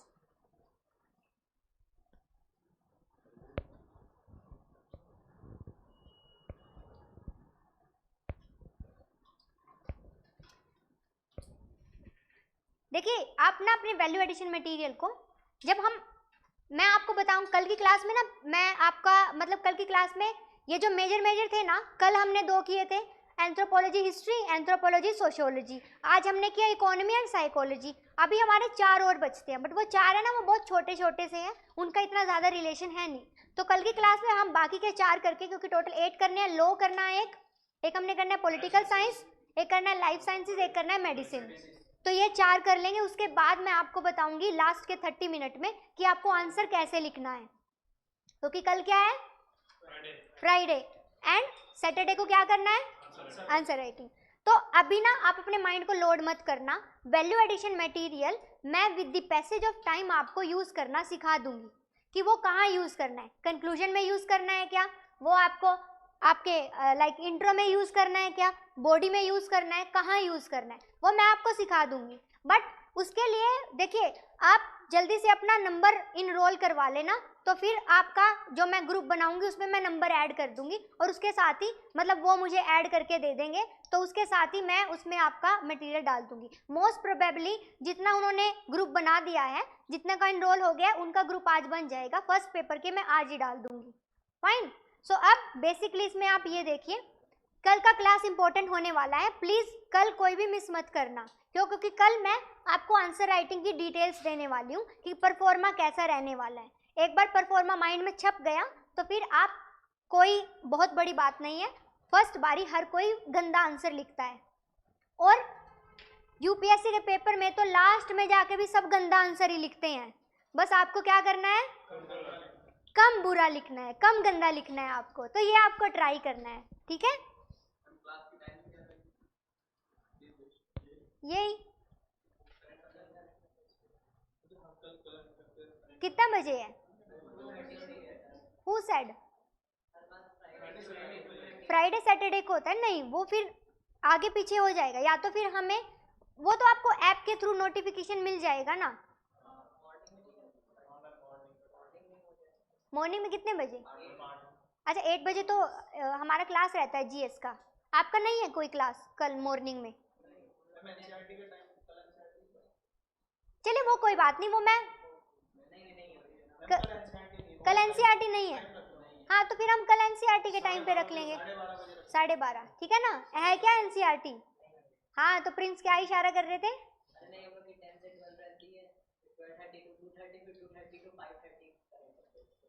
अच्छा तो आपका मतलब आपको बीच में break चाहिए था, ठीक है कोई दिक्कत नहीं, हाँ 1 दिन का है, नहीं दैट्स गुड। हाँ जी आपको ना टाइमिंग बता दी जाएगी, ऐप के थ्रू आपको नोटिफिकेशन मिल जाएगा, वैसे तो हमारा तो यही टाइम रहने वाला है मोस्ट प्रोबेबली उस, हाँ वो जैसे हमें टाइम स्लॉट मिल जाएगा ना उसके बाद, हाँ ठीक है ओके। सो मतलब वो हमारी डिस्क्रिप्शन नहीं रहेगी ना टाइमिंग का, टाइमिंग का उधर से ही आएगा, बट हम ट्राई कर सकते हैं थोड़ा, ठीक है, मैं कंसीडर करूँगी इस चीज़ को। हाँ जी, अब आप देखिए अपने वैल्यू एडिशन मटेरियल में वापस से किन का नेम आया है? मैंने क्या बोला था, वो चीज़ें इनबिल्ट हो जाएंगी, नाम बार बार आके वो इनबिल्ट हो जाएगा। उन्होंने क्या किया था, उन्होंने साइकिक यूनिटी का यूज़ किया था जब उन्होंने बताया क्या, origin and evolution of culture of various institution of society. It means कि उन्होंने साइकोलॉजी का यूज़ करके सोशो कल्चरल बिहेवियर बताने की कोशिश करी, और इस कोशिश को उन्होंने इंक्लूड किया किसमें? एंथ्रोपोलॉजी में।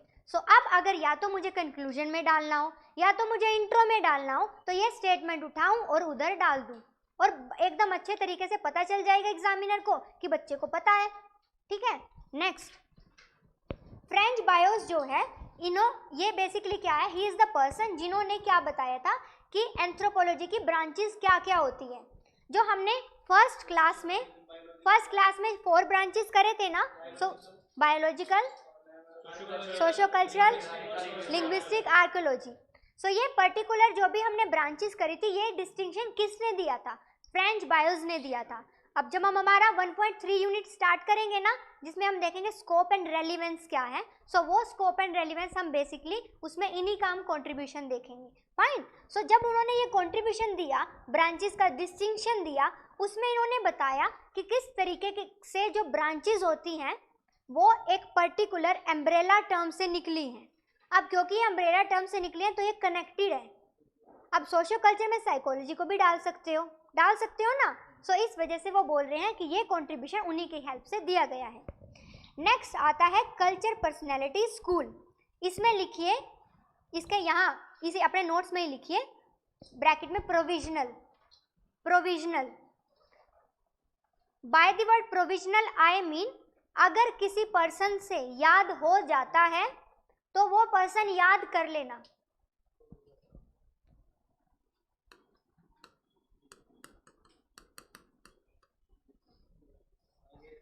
ठीक है, अब अगर किसी पर्सन से याद हो जाता है तो वो पर्टिकुलर इन ये 3 जो दिए हैं कल्चर पर्सनैलिटी स्कूल याद कर लेना, अदरवाइज ये प्रोविजनल है। प्रोविजनल मीन्स व्हाट, याद करना जरूरी नहीं है, बट अगर कोई कर लेता है ना, तो क्योंकि क्या है, हर किसी का माइंड का लेवल वैसे सेम नहीं होता ना, तो अगर कोई अच्छा कर लेता है तो उनके लिए अच्छा मटेरियल भी मिलेगा। नेक्स्ट आ जाइए national character study. National character study, इसको एक बार आप पढ़िए, एवरी नेशन से स्टार्ट करके कैरेक्टरिस्टिक्स तक पढ़ना है। हाँ जी, ऑनलाइन में भी फिर मैं बताती हूँ है क्या।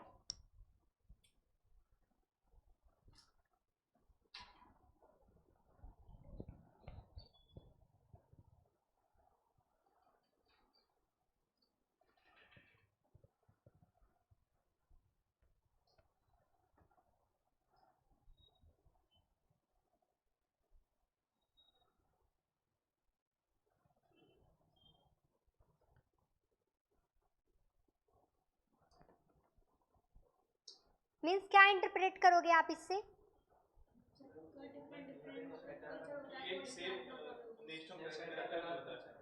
मीन्स एक नेशन के लोगों का जो बिहेवियर है वो उनके नेशन के कल्चर के ऊपर डिपेंड करता है। अच्छा, तो चलिए मैं एक एग्जांपल देती हूँ, आप सबने शायद तो देखा ही होगा, अगर नहीं देखा है तो ऐश्वर्या राय से एक जो फॉरेन मीडिया पर्सन है वो उनके साथ बैठी हुई थी, तो उन्होंने उनसे पूछा ऐसे ही कि आप अपने पेरेंट्स के साथ रहते हो सेम घर में? ऐश्वर्या राय नहीं, एक बार उनसे अकेले पूछा था, वो आप दूसरे वाला बोल रहे होंगे। हाँ, तो वो अकेली थी, वो उनसे पूछा कि ये कॉमन है क्या, कि पहले उनसे पूछा कि क्या आप अपने पेरेंट्स के साथ रहते हो उनके घर में इतने बड़े होने के बावजूद भी? तो ऐश्वर्या राय ने बोला कि हाँ जी, मैं अपने पेरेंट्स के साथ रहती हूँ। फिर वापस से उन्होंने पूछा कि क्या इंडिया में ये कॉमन है कि इतने बड़े बड़े बच्चे अपने पेरेंट्स के साथ रहते हैं? तो ऐश्वर्या राय थोड़ी देर रुकी, फिर उन्होंने बोला कि हाँ, इंडिया में ये कॉमन है क्योंकि हमें अपने पेरेंट्स से बात करने के लिए पहले अपॉइंटमेंट नहीं लेना पड़ता। तो उन्होंने ये बोला, दैट मीन्स क्या कि अगर कल्चर के हिसाब से बात करें तो फॉरेन कल्चर में इस चीज़ को अलग तरीके से लिया जा सकता है कि आप अपने पेरेंट्स के साथ रहते हो, और हमारे कल्चर में ऐसे लिया जाता है कि आप अपने पेरेंट्स के साथ रहते हो, तो दैट्स गुड। और अगर आप अपने पेरेंट्स से अलग रहते हो तो इसका मतलब क्या माना जाता है? इसका मतलब कि आप उनसे अलग हो गए हो, या तो आप उनके अकॉर्डिंग नहीं चल रहे हो, या तो तब आपको आपकी इमेज कैसी समझी जाएगी कि ये जो इनका कैरेक्टर सही नहीं है, फिर ये समझा जाएगा। इट मीन्स हर एक नेशन के अपने कल्चर की नॉर्म्स होती है, उनका अपना बिहेवियर होता है जिसके बेसिस पे वो काम करते हैं। सेम बिहेवियर एक नेशन के कल्चर में गुड हो सकता है, दूसरे नेशन के कल्चर में बैड हो सकता है। ठीक है, अभी हर कोई ये ढूंढने मत लग जाना इसको। अच्छा, एक ना काम होमवर्क दे रही हूँ, चलो मैं आपको होमवर्क। अच्छा चलिए, वैसे मैं लिंक शेयर करना चाहती थी। दी एपिक चैनल करके एक चैनल है, देखा है किसी ने? हाँ हाँ, वही वाला, वो तो देख लिया था। द एपिक चैनल, उसमें एक शो आता था राजा रसोई और अन्य कहानियां, है ना? उस पर्टिकुलर शो में ना एवरी डे वो किसी एक पर्टिकुलर रीजन को पकड़ के उनका खाना और खाने के हिसाब से उनके कल्चर को इंटरप्रेट करते थे। तो एक पर्टिकुलर पोर्चुगीज के बारे में उनका एक पर्टिकुलर उनकी उन्होंने स्टडी करी, उनके बारे में उन्होंने यही बोला था कि उन्होंने बोला कि हमारे कल्चर में तो जगह ही नहीं है। तो उन्होंने बोला कि जैसे पानी में नमक या चीनी का एग्जाम्पल दिया था उन्होंने, कि जैसे चीनी घुल जाती है और पानी की क्वांटिटी भी वही रहती है, और पानी की जो मान लीजिए आप दिखाई दे रहा है वो भी सेम रहता है। तो उन्होंने बोला हम ऐसे घुल जाएंगे आपके साथ, आपको पता भी नहीं चलेगा, आपको हमें ज़्यादा स्पेस देने की भी ज़रूरत नहीं है। तो उन्होंने पर्टिकुलर एक एरिया को लिया, खाने के हिसाब से फूड हैबिट्स के अकॉर्डिंग उनके कल्चर को समझा। तो वो एक बड़ा अच्छा था, उसका लिंक शेयर करना था। हाँ, पारसी, पोर्चुगीज नहीं, वो आपने वो देखा है, दिल्ली यूनिवर्सिटी के एक प्रोफेसर हैं जो कि काफ़ी इंटरव्यूज पैनल में भी बैठते हैं। ठीक है, काफ़ी पैनल में भी बैठते हैं वो। नहीं, is a very aged person, देखा है? JNU के हैं वो। अच्छा, सो JNU के ही है ना? हाँ, सो वो जो प्रोफेसर है उनको बुला के रखते हैं वो उसमें इंटरप्रिटेशन के लिए। ठीक है, सो उसका मैं लिंक शेयर करूंगी, फिर आप देखना। So that's it for today. कल की क्लास में या फिर मैं थोड़ा सा करवा दूं एंथ्रोपोलॉजी एंड लॉ? नहीं, थक गए हो ना, आज टेस्ट था, एग्जॉस्ट हो गए हो? ओके, चलो कोई बात नहीं, कल कर लेंगे। थोड़ा ही बचा है अभी ये वाला पोर्शन, बाकी फिर उसके बाद आंसर राइटिंग कैसे करनी है वो बताऊंगी। हाँ जी, इससे रिलेटेड किसी को कोई डाउट हो तो पूछना है कुछ? बस अभी घर भागना है? ठीक है। हाँ जी, ऑनलाइन में किसी को कुछ पूछना हो तो?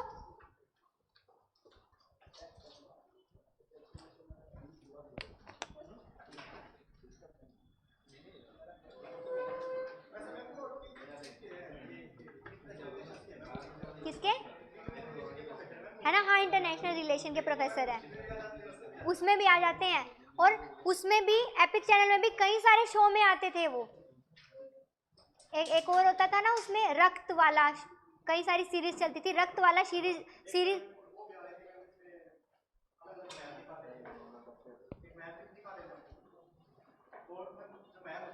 हाँ, एक रक्त वाला भी, एक उसमें वो भी दिखाया जाता था, उसकी सीरीज का नेम भूल गई, कि वो कहीं ना कहीं जाके कि ऐसे हॉन्टेड से फोर्ट है ना?